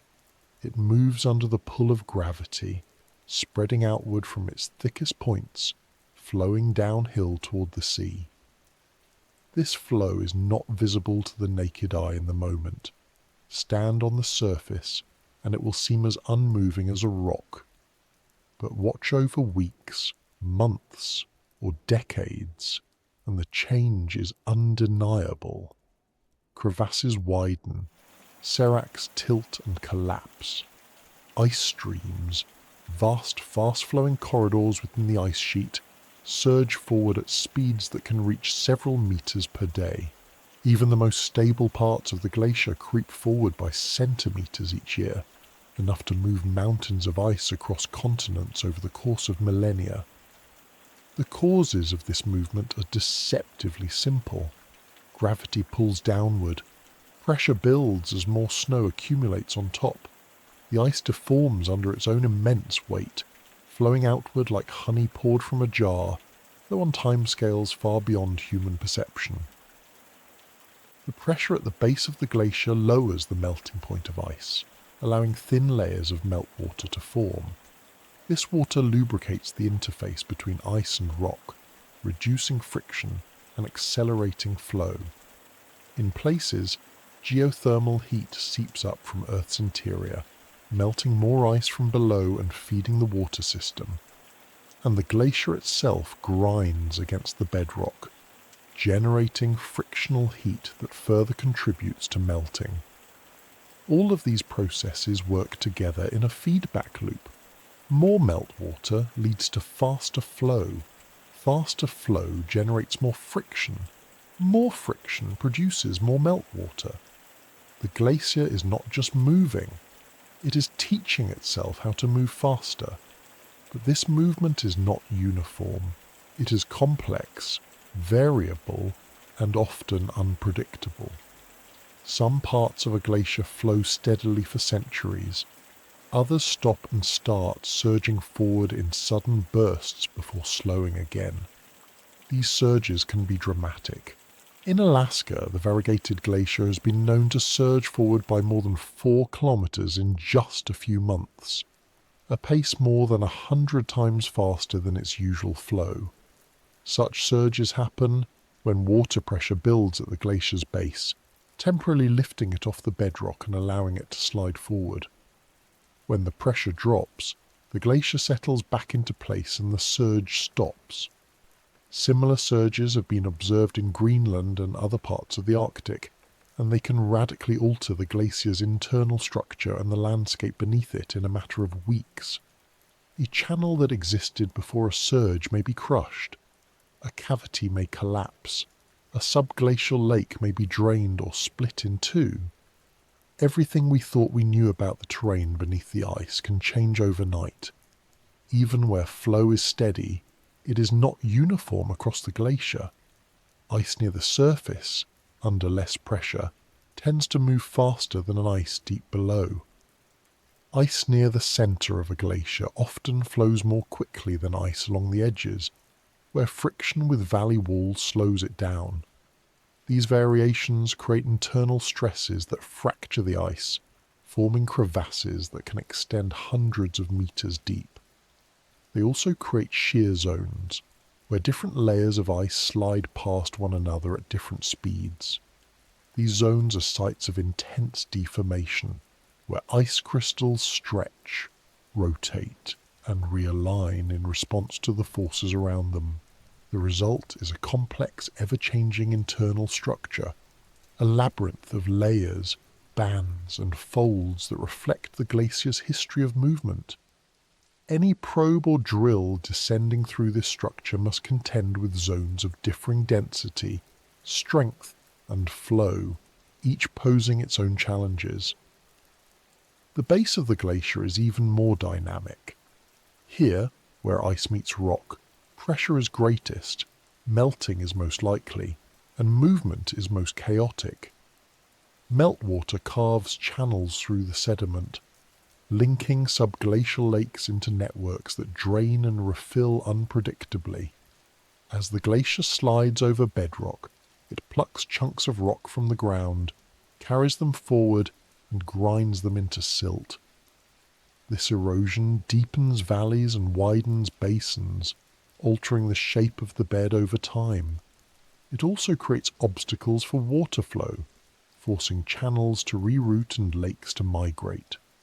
Sometimes the glacier seals these channels entirely, trapping water in isolated pockets that can persist for centuries.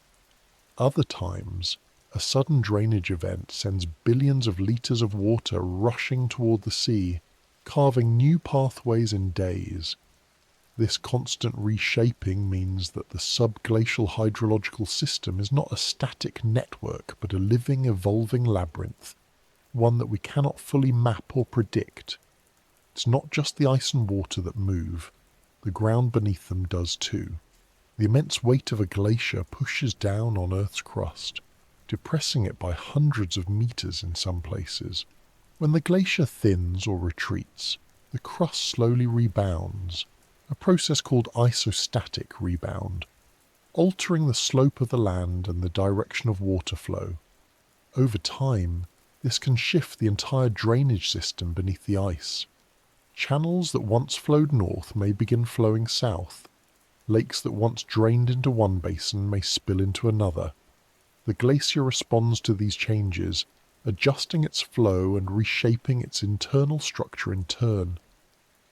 It is a feedback loop that unfolds over millennia, and we are only beginning to understand its complexity. For scientists and engineers trying to explore beneath the Arctic glaciers, this movement is a formidable obstacle. It means that no map stays accurate for long. A cavity identified by radar one year might be gone the next. A borehole drilled into a water channel might miss its target entirely if the channel shifts during the drilling process. Even instruments deployed successfully can be lost or damaged as the ice moves around them. Fiber optic cables can snap, sensors can be crushed, probes can be carried away from their intended locations. The glacier does not care about our plans. It moves according to its own rhythms, indifferent to the delicate strategies we design at the surface. Even more challenging is the fact that this movement occurs on many different timescales at once. Some changes happen slowly, over centuries as ice flows and landscapes evolve. Others happen suddenly, surges, drainage events, collapses in hours or days. This combination of gradual and rapid change makes prediction extraordinarily difficult. Models that work well over decades fail to capture events that unfold in days.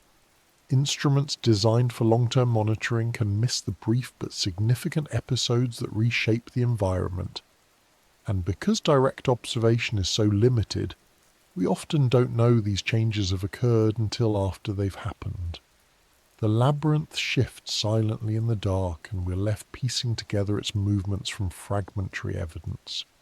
Even the sea ice above the Arctic Ocean, though thinner and more transient than glacial ice, contributes to this complexity. Driven by winds and currents, it drifts across the ocean's surface, piling up into ridges and splitting apart into leads. This motion exerts stress on the glaciers where they meet the sea, influencing how and where they carve, the process by which chunks of ice break off and form icebergs. Calving in turn can trigger surges in glacier flow or alter the drainage of subglacial water. It can open new pathways beneath the ice or close old ones. It can change the shape of the ice front, affecting how water circulates beneath it. All of these changes ripple through the system, altering the labyrinth below in ways that are difficult to predict. Climate change is amplifying this motion in ways we're only beginning to grasp. Rising temperatures are thinning sea ice and accelerating glacier melt, increasing the amount of meltwater reaching the base of the ice. This can lubricate the glacier bed interface, speeding up flow and increasing the frequency of surges. It can also change the pressure dynamics beneath the ice, triggering drainage events and altering the configuration of subglacial water systems.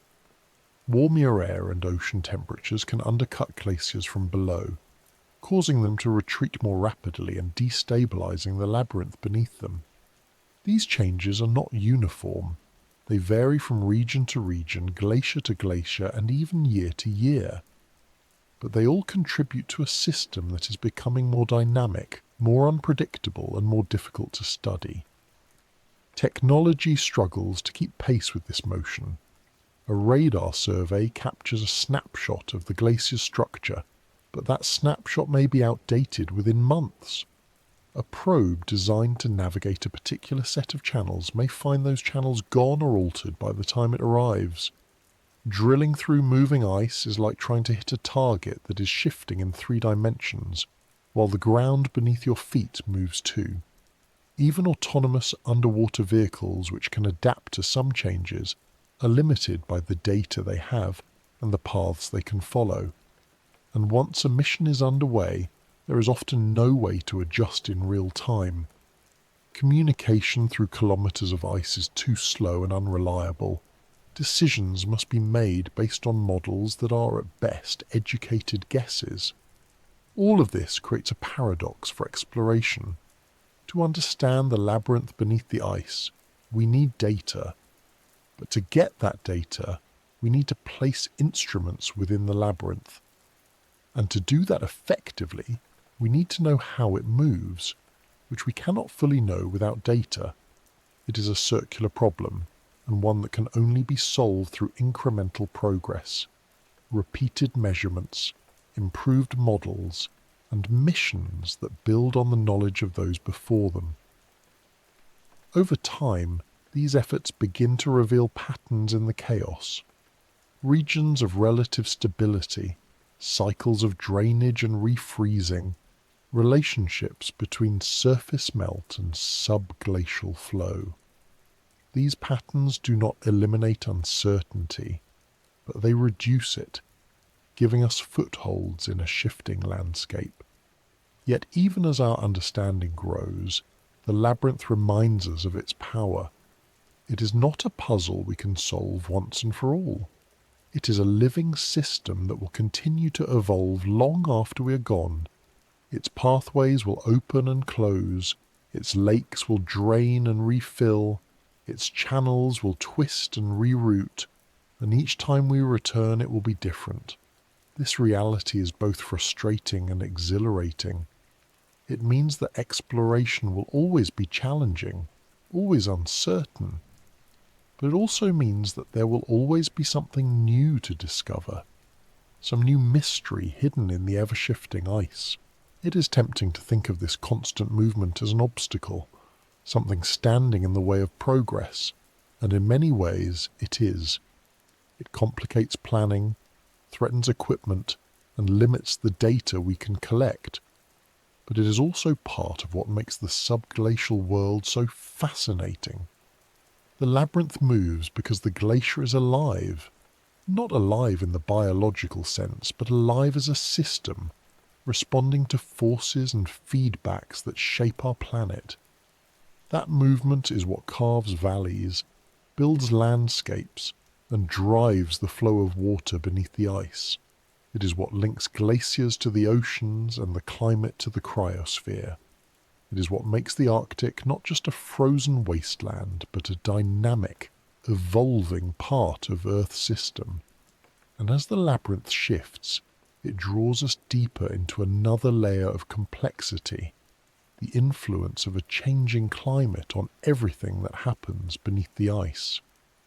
The glacier's motion is not just a product of internal forces, but also of external ones, from rising temperatures to shifting ocean currents. The climate's hidden hand reaches into the labyrinth, altering its shape, accelerating its flow, and changing the conditions beneath it in ways we're still trying to understand. If the moving ice itself weren't enough to challenge us, the atmosphere above it ensures that the labyrinth will never stay the same for long. And so, to understand why we cannot truly explore the world beneath the Arctic glaciers, we must look beyond the ice and into the broader forces reshaping it from above. High above the Arctic's frozen labyrinth, far from the hidden rivers and sealed-off lakes beneath the glaciers, another force is at work, one that is slower than the tides and subtler than the wind, yet far more powerful than either. It is a force that shapes the thickness of the ice, the speed of its flow, the temperature of its base, and the patterns of water beneath it. It is a force that reaches deep into the frozen heart of the Arctic without ever touching it directly. That force is climate, and its hidden hand is everywhere. It dictates how much snow falls each winter and how much melts in the summer. It sets the temperature of the air above and the ocean below. It determines how ice forms, how it flows, how it breaks apart, and how it disappears. And as that climate changes, as it warms and destabilizes, it reshapes the labyrinth beneath the glaciers in ways that make exploration harder and more urgent than ever before. For most of human history, the Arctic's climate has been remarkably stable by our standards. It has swung between ice ages and interglacial periods over tens of thousands of years, yes, but those changes unfolded slowly, giving the ice time to grow and retreat in long measured cycles. Glaciers advanced, carving valleys and pushing sediments before them. Then they melted, leaving behind moraines and reshaped landscapes as they withdrew. Subglacial lakes formed and drained and formed again. The labyrinth shifted, but it did so predictably, in rhythm with the planet's orbital variations and slow changes in greenhouse gas concentrations. But in the last century, that rhythm has been broken. The Arctic is now warming more than twice as fast as the global average, and that rapid change is rewriting the rules that have governed this region for millennia. The most obvious effect of this warming is the thinning of the ice itself. Warmer air temperatures melt ice from above, while warmer ocean waters erode it from below. The Greenland ice sheet, which contains enough ice to raise global sea levels by more than 7 meters, is losing mass at an accelerating rate. Satellite observations show that it is now shedding over 250 billion tons of ice per year, a figure that has more than doubled in just a few decades. Sea ice, too, is vanishing. Summer sea ice extent has declined by more than 40% since the late 1970s, and the remaining ice is thinner and younger, more prone to melting and breaking apart. These changes are not just surface phenomena. They reverberate downward, altering the pressure at the base of the ice, the temperature of the water beneath it, and the structure of the labyrinth below. As the ice thins, the pressure at its base decreases. This might seem like a small change, but in a system governed by delicate balances, even small shifts can have outsized effects. Lower pressure raises the melting point of water, potentially reducing the amount of meltwater at the glacier bed. That in turn can increase friction between ice and rock, slowing the glacier's flow in some places, but the opposite can also happen. Thinner ice is more easily influenced by variations in temperature and meltwater input, making it more sensitive to seasonal changes. Surface meltwater, once confined to shallow layers, can now penetrate deeper into the glacier through crevasses and moulins, vertical shafts that carry water from the surface to the base. When that water reaches the bed, it can lubricate the ice, reducing friction and speeding its movement. In some areas, this has led to a paradox. Even as glaciers thin, they accelerate, surging forward toward the sea and delivering more ice to the ocean. The influx of meltwater also changes the hydrology beneath the ice. In the past, much of the water at the glacier base came from geothermal heat and pressure-induced melting, slow, steady processes that produced relatively stable water systems. Now, sudden pulses of surface meltwater can flood the subglacial environment, raising water pressure, opening new channels and altering flow paths. These changes can destabilize subglacial lakes, triggering drainage events that reshape the labyrinth below. They can also cause fluctuations in glacier velocity, as variations in basal water pressure influence how easily the ice can slide. For scientists trying to explore beneath the ice, this means that conditions can change dramatically from one season to the next, or even from one week to another. A channel mapped in the spring might no longer exist by autumn. A cavity targeted for exploration might have drained or moved. The labyrinth becomes not just a puzzle, but a moving target. Warming air is only part of the story. The oceans that lap against the edges of the Arctic ice are warming too, and their influence is profound. As warmer waters flow beneath floating ice shelves and glacier tongues, they melt the ice from below, thinning it and destabilizing it. This undercutting can lead to calving events, where massive chunks of ice break off and drift away as icebergs. These events, in turn, can destabilize the glaciers upstream, causing them to flow faster and thin more rapidly. In Greenland, many of the fastest-moving glaciers terminate in fjords, where warm Atlantic waters are intruding farther inland than ever before, accelerating their retreat. This ocean-driven melt is particularly difficult to predict and control because it depends on large-scale ocean circulation patterns that are themselves being altered by climate change. Ocean warming also affects the water beneath the ice directly. Warmer water can melt more ice at the base, increasing the volume and extent of subglacial water systems. It can change the temperature and salinity of these waters, altering their density and circulation patterns. These changes can influence where subglacial lakes form, how they drain, and how water flows beneath the glacier. They can even affect the chemistry of these environments, altering the availability of nutrients and energy sources for any potential life. For exploration, this adds yet another layer of complexity. Instruments designed for one set of conditions may encounter another. Models built on past data may no longer apply. The labyrinth we seek to explore is not just changing. It is changing in ways that are increasingly difficult to anticipate.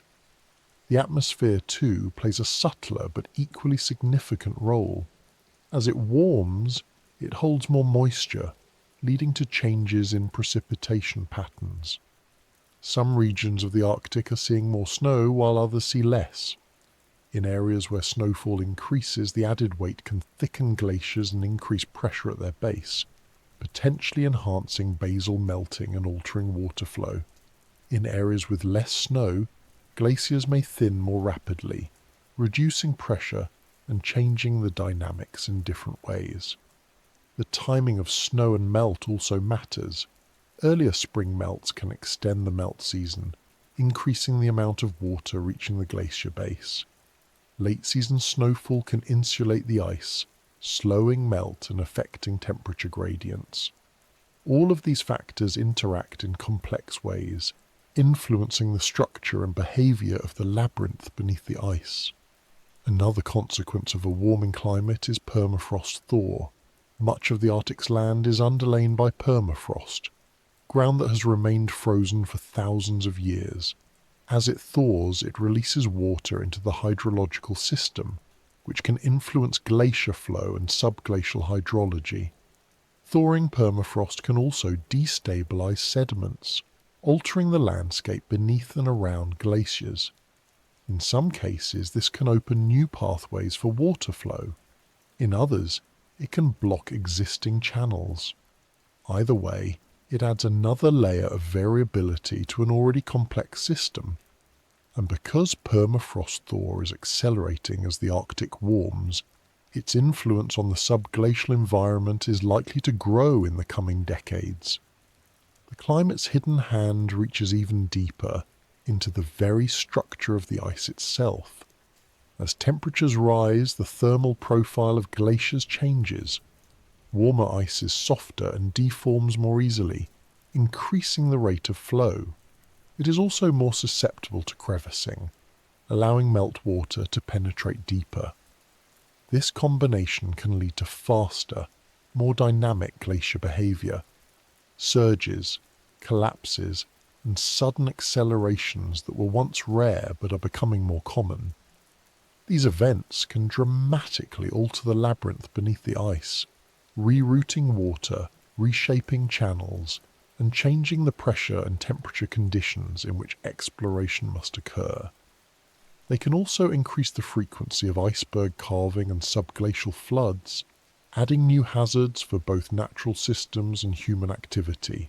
All of these changes, thinning ice, increased meltwater, warming oceans, shifting precipitation, thawing permafrost, are interconnected.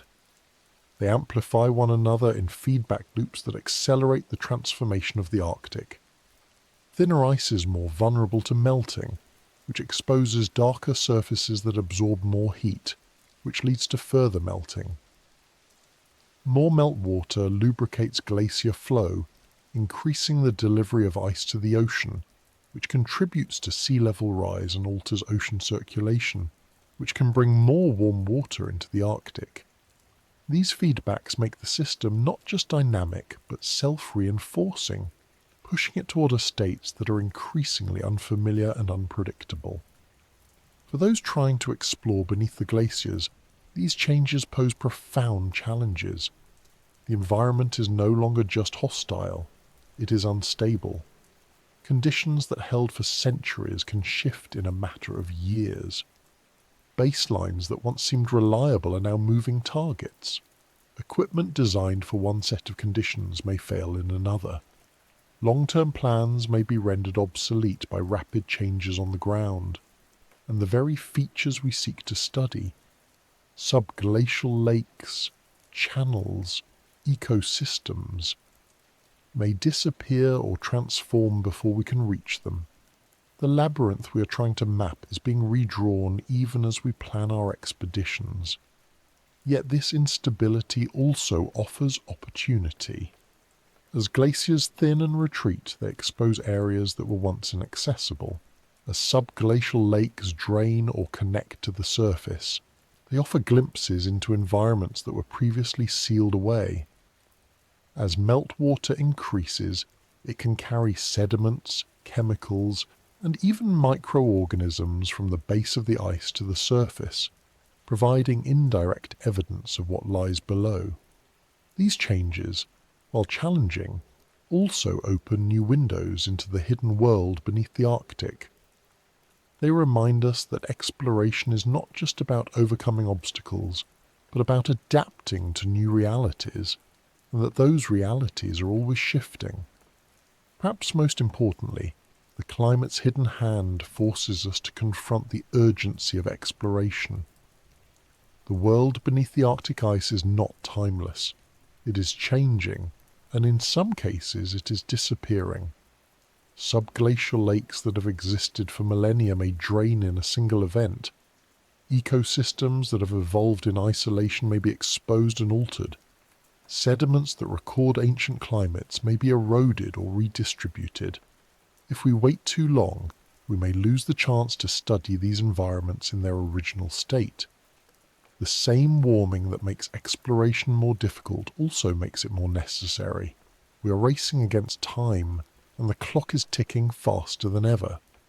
But as much as climate complicates our efforts, it also connects them to something larger. The hidden world beneath the Arctic glaciers is not just a curiosity. It is part of the Earth's climate system, shaped by it and shaping it in turn. The ice that thins and retreats reflects less sunlight, warming the planet further. The meltwater that flows from beneath the glaciers influences ocean circulation, weather patterns, and ecosystems around the world. The sediments that emerge from beneath the ice record past climates and offer clues about future ones. To study what lies beneath the Arctic is to study the climate itself, its past, its present, and its future.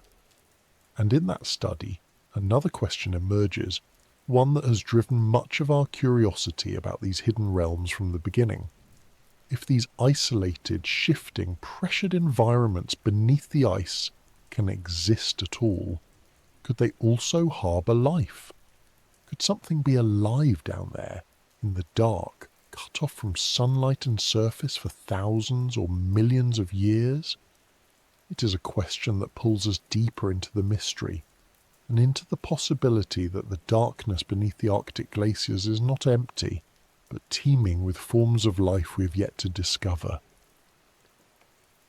Deep beneath the Arctic's glaciers, far from sunlight, wind, and all the familiar rhythms of the surface, there may be worlds where life endures in ways we have barely begun to imagine. If such life exists, it is not life as we know it from forests or coral reefs or even the open ocean.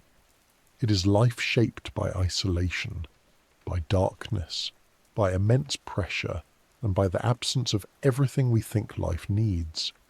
It is life that has never seen the sun, never breathed oxygen from the atmosphere, never known the changing of the seasons. It is life that whispers in the dark, sustained by forces so subtle and so alien to our everyday experience that it seems almost improbable. And yet, improbable does not mean impossible. If anything, the history of life on Earth suggests the opposite. Wherever there is water, energy, and time, life finds a way. For most of human history, we assumed life required sunlight. Plants convert light into chemical energy through photosynthesis, forming the base of nearly every food web on the planet. Animals eat plants or eat other animals that eat plants. Even the microbes that underpin many ecosystems rely indirectly on sunlight. Take that light away, and life withers. Or so we thought. That assumption began to unravel in 1977, when scientists exploring the Galapagos Rift discovered hydrothermal vents on the ocean floor, places where superheated water rich in minerals gushes from the crust. Around those vents thrived ecosystems utterly unlike anything we had seen before. Giant tube worms, clams, crabs, and countless microbes, all living in total darkness. These organisms did not rely on sunlight at all. Instead, they derived energy from chemical reactions, a process known as chemosynthesis. The microbes oxidized hydrogen sulfide and other chemicals in the vent fluids, producing energy and organic matter. Larger organisms fed on them or formed symbiotic relationships. Entire ecosystems flourished, independent of the sun. That discovery changed our understanding of life's possibilities. It showed that life does not need light. It needs energy, and energy can come from many sources. Since then, scientists have found life thriving in places once thought barren, deep within Earth's crust, inside Antarctic subglacial lakes, in acidic hot springs, in radioactive waste, and in permafrost tens of thousands of years old. Everywhere we look, life seems able to adapt, persist, and evolve in conditions that would destroy most known organisms. This remarkable resilience is why many scientists believe that if liquid water exists beneath the Arctic glaciers, and there's every reason to think it does, then life may well exist there too. What might such life look like? Almost certainly, it would be microbial. The conditions beneath the ice, darkness, high pressure, low temperatures, limited nutrients, are not conducive to large, complex organisms. But microbes are astonishingly versatile. They can metabolize a wide range of chemical compounds, survive extreme conditions, and persist for millennia with minimal energy. In subglacial lakes beneath Antarctica, scientists have detected microbial life in waters sealed off from the atmosphere for hundreds of thousands of years. Some of these microbes metabolize iron or sulfur from the bedrock. Others use hydrogen produced by chemical reactions between water and rock. Some appear to feed on dissolved organic matter that has been trapped beneath the ice since long before humans existed. These ecosystems are sparse compared to surface environments, a few thousand cells per milliliter of water compared to millions in the open ocean, but they are alive nonetheless, quietly cycling nutrients and energy in the darkness. If similar ecosystems exist beneath the Arctic glaciers, they could tell us a great deal about how life adapts to isolation and extreme conditions. They might reveal new metabolic pathways, ways of extracting energy from minerals or chemical gradients that we have never seen before. They might harbour ancient lineages of microbes that diverge from their surface, relatives hundreds of thousands or millions of years ago, offering a glimpse into evolution frozen in time. They might even show us how life could persist elsewhere in the universe. The icy moons Europa and Enceladus, both believed to harbour subsurface oceans beneath thick shells of ice, present conditions not unlike those beneath Earth's glaciers: darkness, pressure, water, and chemical energy. If life exists there, it would likely resemble the microbial ecosystems beneath our ice sheets. Studying those ecosystems on Earth is therefore not just about understanding our own planet. It is also a rehearsal for searching for life beyond it. The idea of life beneath Arctic glaciers is more than just speculation. There are tantalizing clues that something might be there. Meltwater emerging from beneath Greenland's ice sheet contains microbial communities, some of which appear to originate from subglacial environments. Sediments beneath glaciers contain organic matter that could sustain microbial metabolism. Chemical gradients, differences in concentration of substances like iron, sulfate, and hydrogen, exist in these environments and could serve as energy sources. And we know that liquid water does exist beneath many glaciers thanks to pressure, melting, geothermal heat, and friction. Combine water, energy, and time, and life's chances improve dramatically. The question is not whether life could exist there, it is whether it does, and if so, how it survives. Reaching these potential ecosystems, however, is extraordinarily difficult. The same barriers that make exploration of subglacial lakes challenging, pressure, temperature, contamination, and access, apply here as well. Drilling through kilometers of ice without introducing surface microbes is a delicate task. Even the heat from a drill can change the local environment, melting ice, altering chemical gradients, or killing sensitive organisms. Sampling water or sediment without contamination is equally challenging. Instruments must be sterilized, sealed, and capable of withstanding extreme pressure and cold. And once samples are retrieved, they must be handled carefully to preserve any microbes they contain. Even with these precautions, distinguishing indigenous organisms from contaminants can be difficult. A single microbe introduced from the surface could multiply and obscure the native community. Despite these challenges, scientists have made progress. In 2013, a US-led team successfully drilled into Lake Whillans, a subglacial lake beneath 800 meters of Antarctic ice, using a hot water drill sterilized with ultraviolet light and hydrogen peroxide. They recovered water and sediment samples that contained active microbial communities. These microbes were metabolizing iron, sulfur, and nitrogen compounds, evidence of a functioning ecosystem sealed away from the sun. Similar results have come from other Antarctic lakes and from sediments beneath Greenland's ice. Each discovery strengthens the case that subglacial ecosystems are not rare exceptions, but widespread features of icy environments.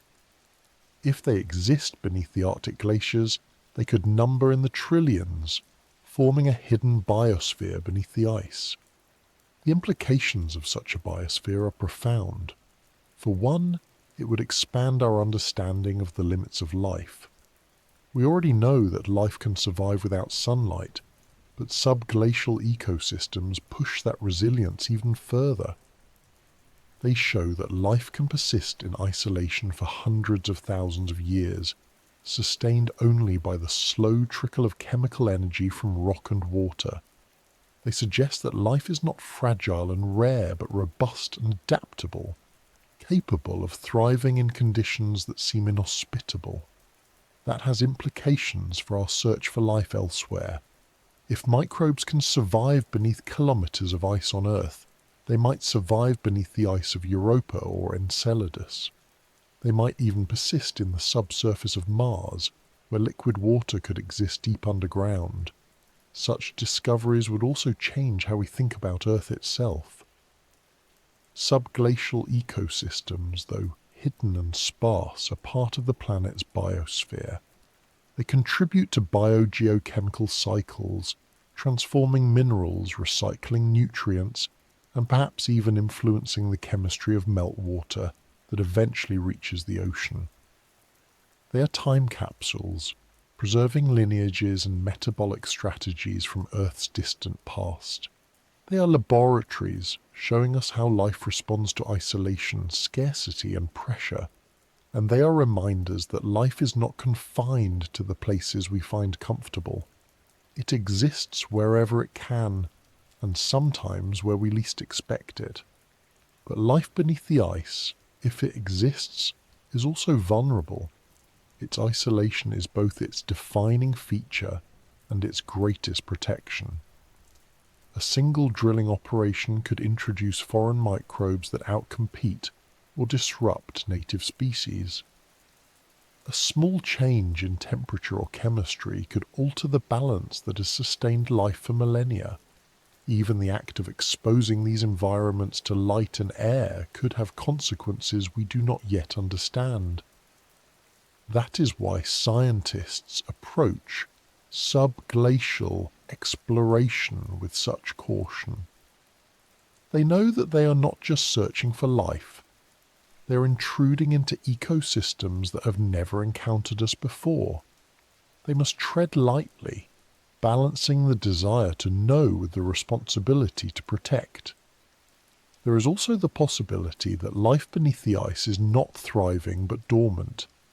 In such extreme conditions, microbes might spend most of their existence in a state of suspended animation, metabolizing so slowly that their generation times are measured in centuries. They might survive on trace amounts of energy, dividing once in a human lifetime or less. They might be relics from a time when the environment was different, clinging to existence as the world around them changed. If so, studying them could reveal not just how life survives, but how it endures, how it waits out hostile conditions and persists across geological timescales. It could show us that life's story is not just about flourishing, but about enduring, even in silence. In the end, the search for life beneath the Arctic glaciers is about more than microbes. It is about our desire to understand what life is and where it can exist. It is about testing the boundaries of biology and expanding the definition of habitability.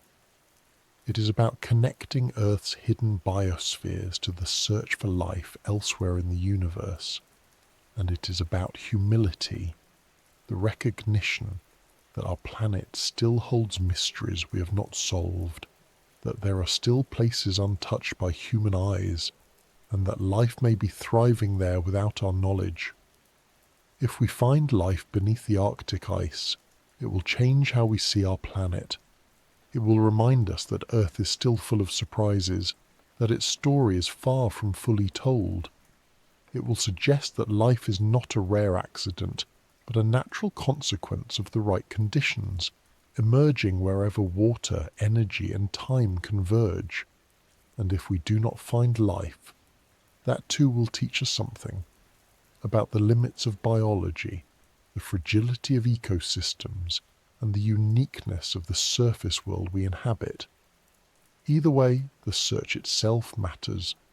It pushes our technology, our science, and our imagination to new frontiers. It connects disciplines, glaciology, microbiology, chemistry, planetary science, into a shared quest. It turns the hidden depths of our own planet into a proving ground for future missions beyond it. and it transforms the Arctic from a frozen barrier into a place of possibility, where whispers of life in the dark may yet become voices. Yet as we peer deeper into this potential biosphere, we find that the story it tells is not confined to Earth alone. The conditions beneath the Arctic glaciers, darkness, pressure, isolation, chemical energy, are not unique to our planet.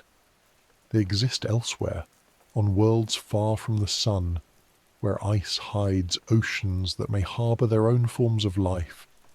And so our gaze turns outward, toward those distant places, and we begin to see the connection between Earth's hidden biospheres and the alien oceans we long to explore. The Arctic secrets are not just Earth's secrets. They are mirrors of other worlds, and through them we may glimpse our place in the universe itself. Far beneath the Arctic's glaciers, in those lightless realms where pressure crushes rock and water flows unseen, there is more than just the story of Earth. There is a reflection of something larger, a mirror held up to the cosmos.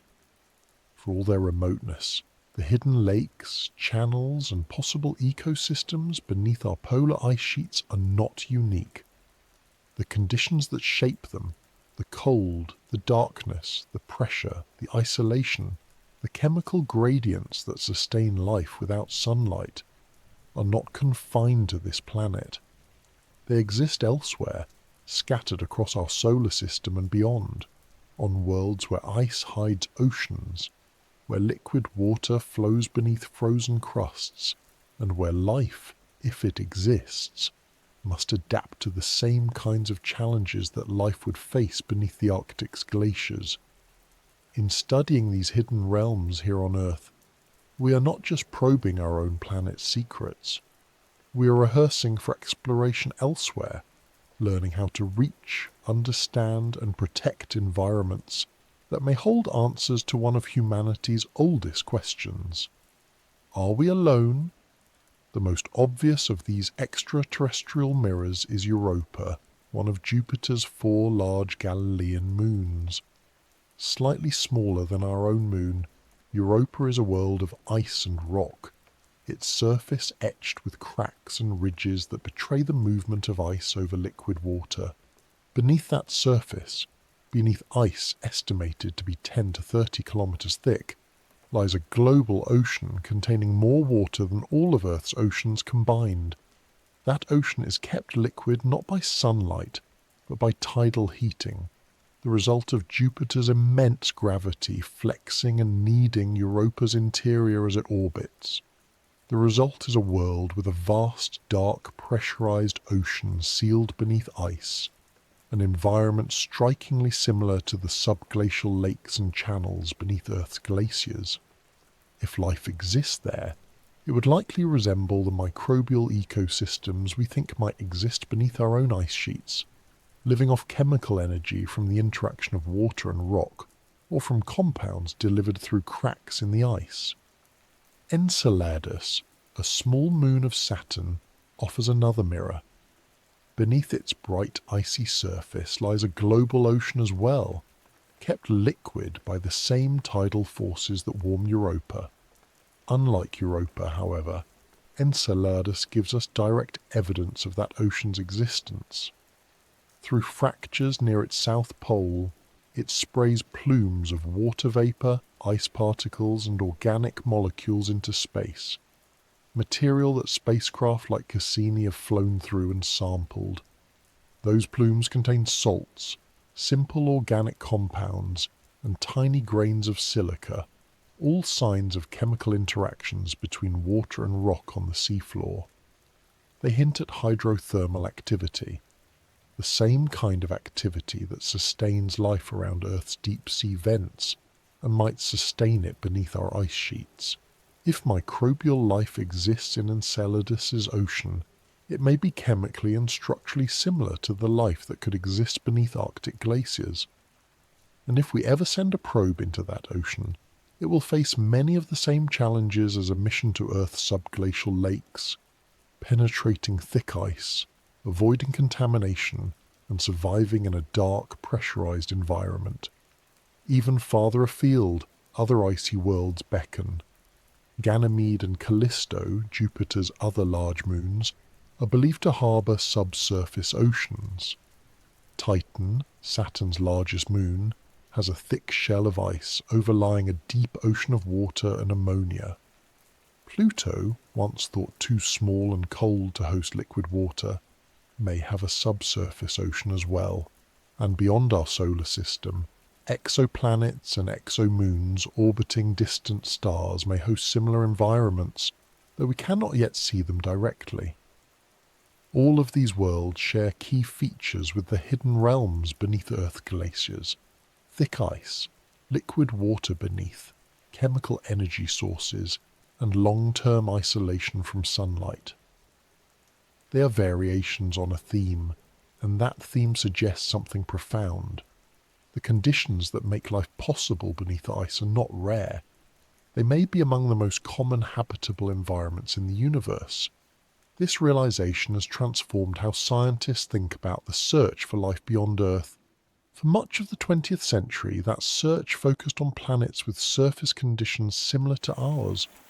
Warm, temperate worlds where liquid water could exist in lakes, rivers, and oceans under an atmosphere and sunlight. Mars, once wetter and warmer than it is today, was the prime target. Venus, before we understood its runaway greenhouse effect, was another. Even distant exoplanets are often judged by whether they lie in the habitable zone, the region around a star where liquid water could exist on the surface. But the discoveries of subsurface oceans on icy moons and the realization that life can thrive without sunlight have expanded that perspective. Habitability is not limited to the surface. It may be far more common beneath ice, shielded from harsh radiation and insulated against extreme temperatures.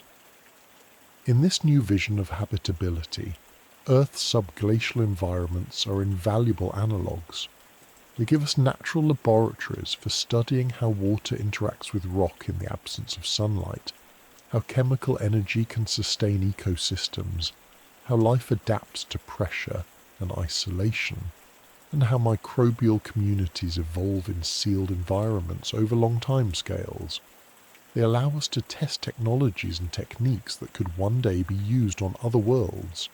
Drills that can penetrate thick ice without contamination, autonomous probes that can operate in dark, pressurized water, sensors that can detect chemical signatures of life in hostile conditions. Every mission to a subglacial lake, every experiment beneath a glacier, is not just an exploration of Earth. It is a dress rehearsal for Europa, Enceladus, and worlds beyond. This connection works both ways. The discoveries we make on other worlds also inform how we think about Earth's hidden environments. Cassini's detection of organic molecules in Enceladus's plumes, for example, highlights the importance of water-rock interactions as potential energy sources for life, interactions that likely occur beneath Earth's glaciers as well. Models of Europa's ocean circulation help scientists understand how water might move beneath ice sheets on Earth. And the search for biosignatures, chemical, isotopic, or structural traces of life on other worlds pushes us to refine our methods for detecting them here. It teaches us to look for subtle signals in complex data, to distinguish between biological and non-biological processes, and to interpret evidence cautiously but creatively. The parallels between Earth's subglacial environments and extraterrestrial oceans also raise intriguing questions about life's origins. Some scientists believe that life on Earth may have begun not in shallow sunlit seas, but around hydrothermal vents on the ocean floor, environments rich in chemical energy, shielded from harmful radiation, and conducive to the formation of complex organic molecules. If life can begin in such places, then it might also arise beneath ice, where similar conditions exist. That possibility blurs the line between Earth-like and alien environments. It suggests that the distinction between the Arctic's hidden lakes and Europa's ocean may be one of degree, not kind. And it implies that by studying life beneath our own ice sheets, we may be glimpsing how life could emerge elsewhere, and perhaps how it first emerged here. This cosmic mirror also challenges how we think about exploration itself. Sending a probe through kilometers of ice on Earth is hard enough. Doing so on Europa or Enceladus, tens or hundreds of millions of kilometers away, is orders of magnitude harder. Communication delays make real-time control impossible. Power sources must be compact, reliable, and long-lasting. Instruments must survive years of travel through space before operating flawlessly in an alien environment. Sterilization is even more critical, because contaminating another world with Earth microbes could destroy the very evidence we seek. And yet, the basic principles are the same. A cryobot melting through Europa's ice will face many of the same challenges as one descending into a subglacial lake beneath Greenland. An autonomous underwater vehicle exploring Enceladus's ocean will rely on the same navigation and sensing technologies as one operating beneath an Antarctic ice shelf. Earth's glaciers are proving grounds, places where we can practice for the far more difficult missions to come. There is a poetic symmetry in this. The same environments that frustrate us here, the darkness, the pressure, the moving ice, the risk of contamination, are the very environments that may hold life elsewhere. The same problems we must solve to reach subglacial lakes are the ones we must solve to explore alien oceans. And the same questions we ask of the Arctic's hidden biospheres. How do they survive? What fuels them? How do they evolve? Are the questions we will ask on Europa, Enceladus, and beyond. In this way, Earth's most inaccessible environments become keys to the universe. They show us not just what is possible here, but what may be possible everywhere. This perspective also reframes our relationship with the Arctic. It is not just a remote, inhospitable region at the edge of the map. It is a bridge between worlds, a place where planetary science, biology, geology, and engineering converge. It is where questions about life on distant moons become questions about life on Earth, and where answers about Earth feed back into our search for life elsewhere. The Arctic's hidden realms remind us that exploration is not a straight line outward into space, but a loop, a dialogue between the near and the far, the known and the unknown. What we learn beneath our own glaciers shapes how we search beyond them, and what we find beyond them shapes how we look beneath our own. It is possible that when we finally penetrate the ice of Europa, or sample the plumes of Enceladus, we will find no life there. It is also possible that we will find something astonishing.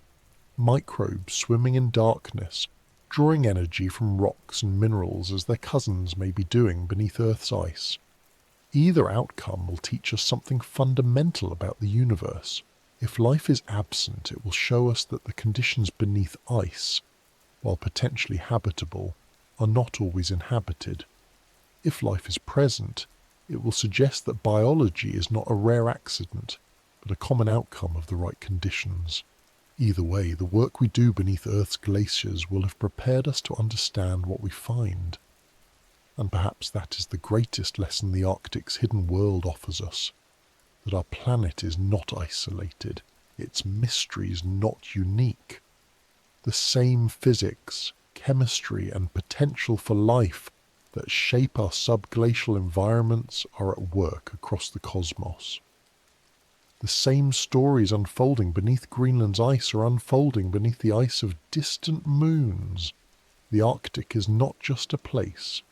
It is a model, a microcosm, a mirror in which we glimpse other worlds. And in that mirror, we also glimpse ourselves, a species reaching outward, driven by curiosity, trying to understand not just where we are, but where we might go. As that mirror widens and deepens, it reveals something even more profound. The environments we seek to explore beyond Earth are not just distant targets. They are connected to our own planet by shared processes and histories. They remind us that Earth is part of a continuum, one world among many shaped by ice and water, darkness and energy.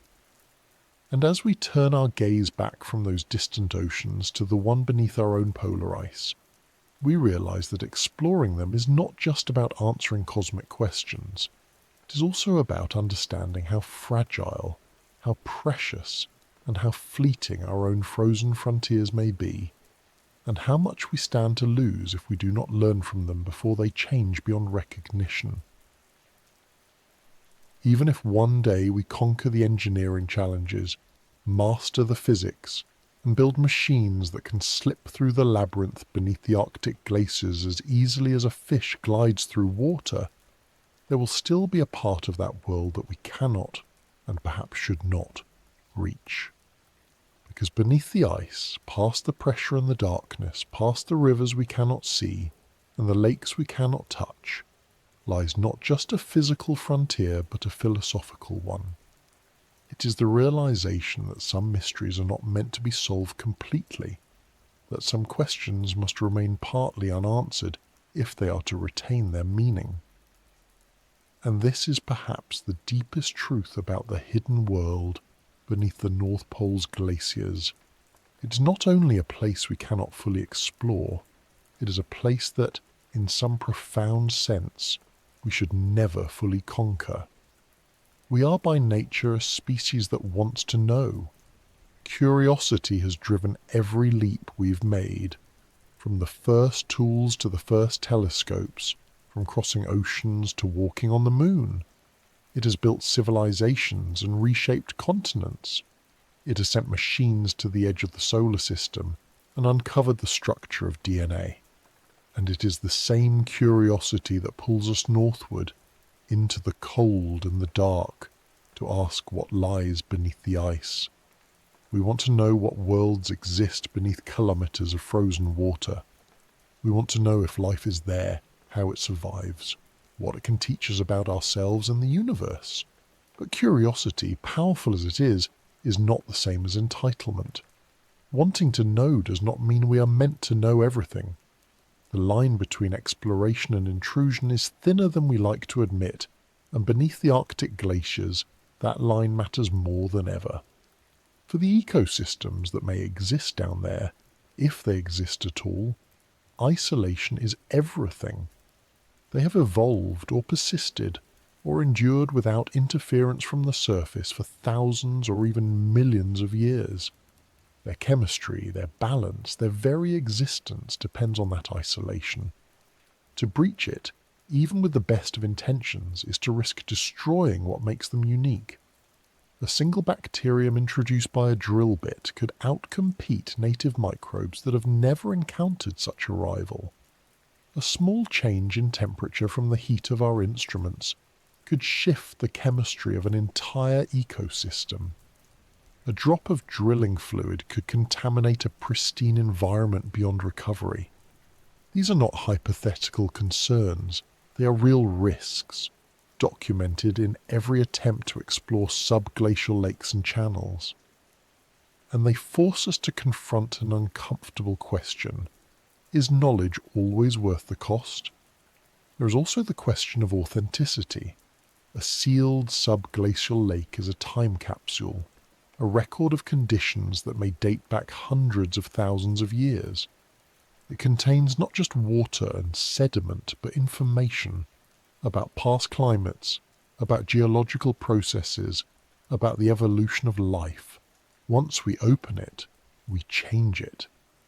Even if we are careful, even if we avoid contamination, the act of breaching that isolation alters pressure, temperature, and chemistry in ways that cannot be undone.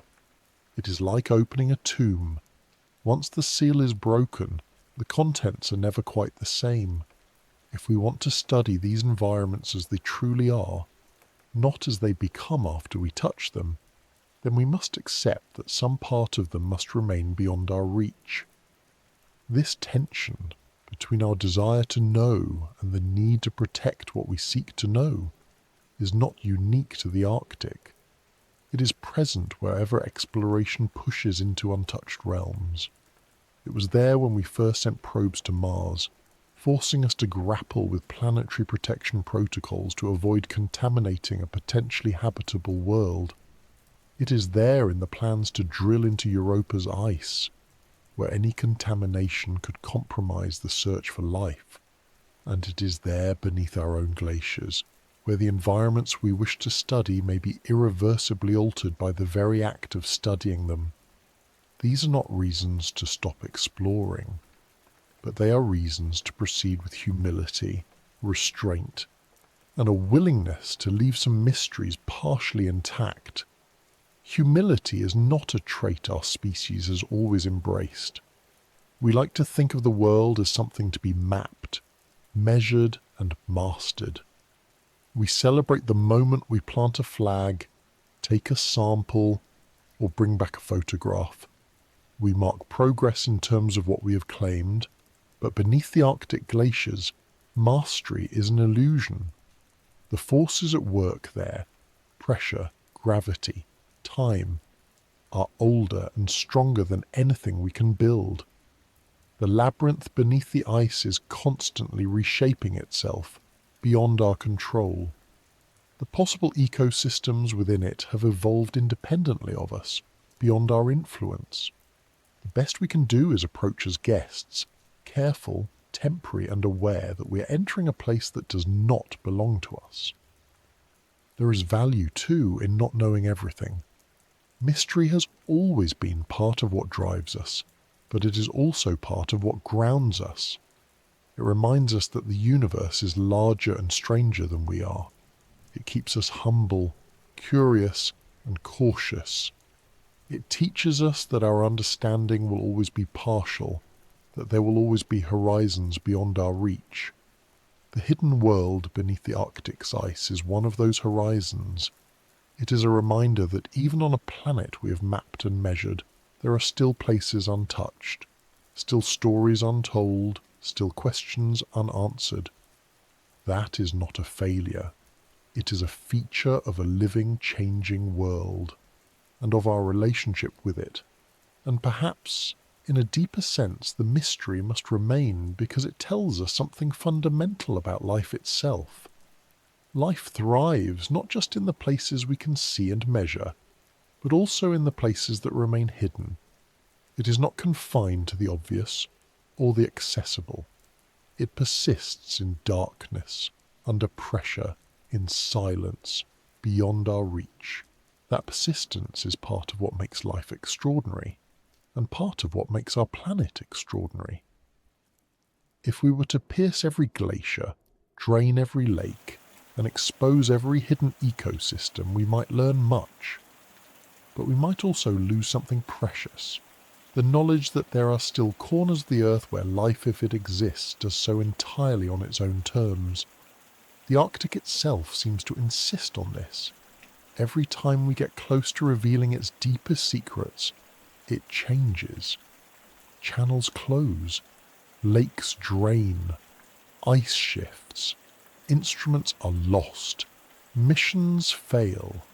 It is as if the labyrinth moves not just because of physics, but because the mystery itself resists us, demanding patience, caution, and respect. That resistance is frustrating, but it is also instructive. It reminds us that exploration is not conquest. It is a relationship, a dialogue between what we want to know and what the world is willing to reveal. And like any relationship, it depends on trust, patience, and boundaries.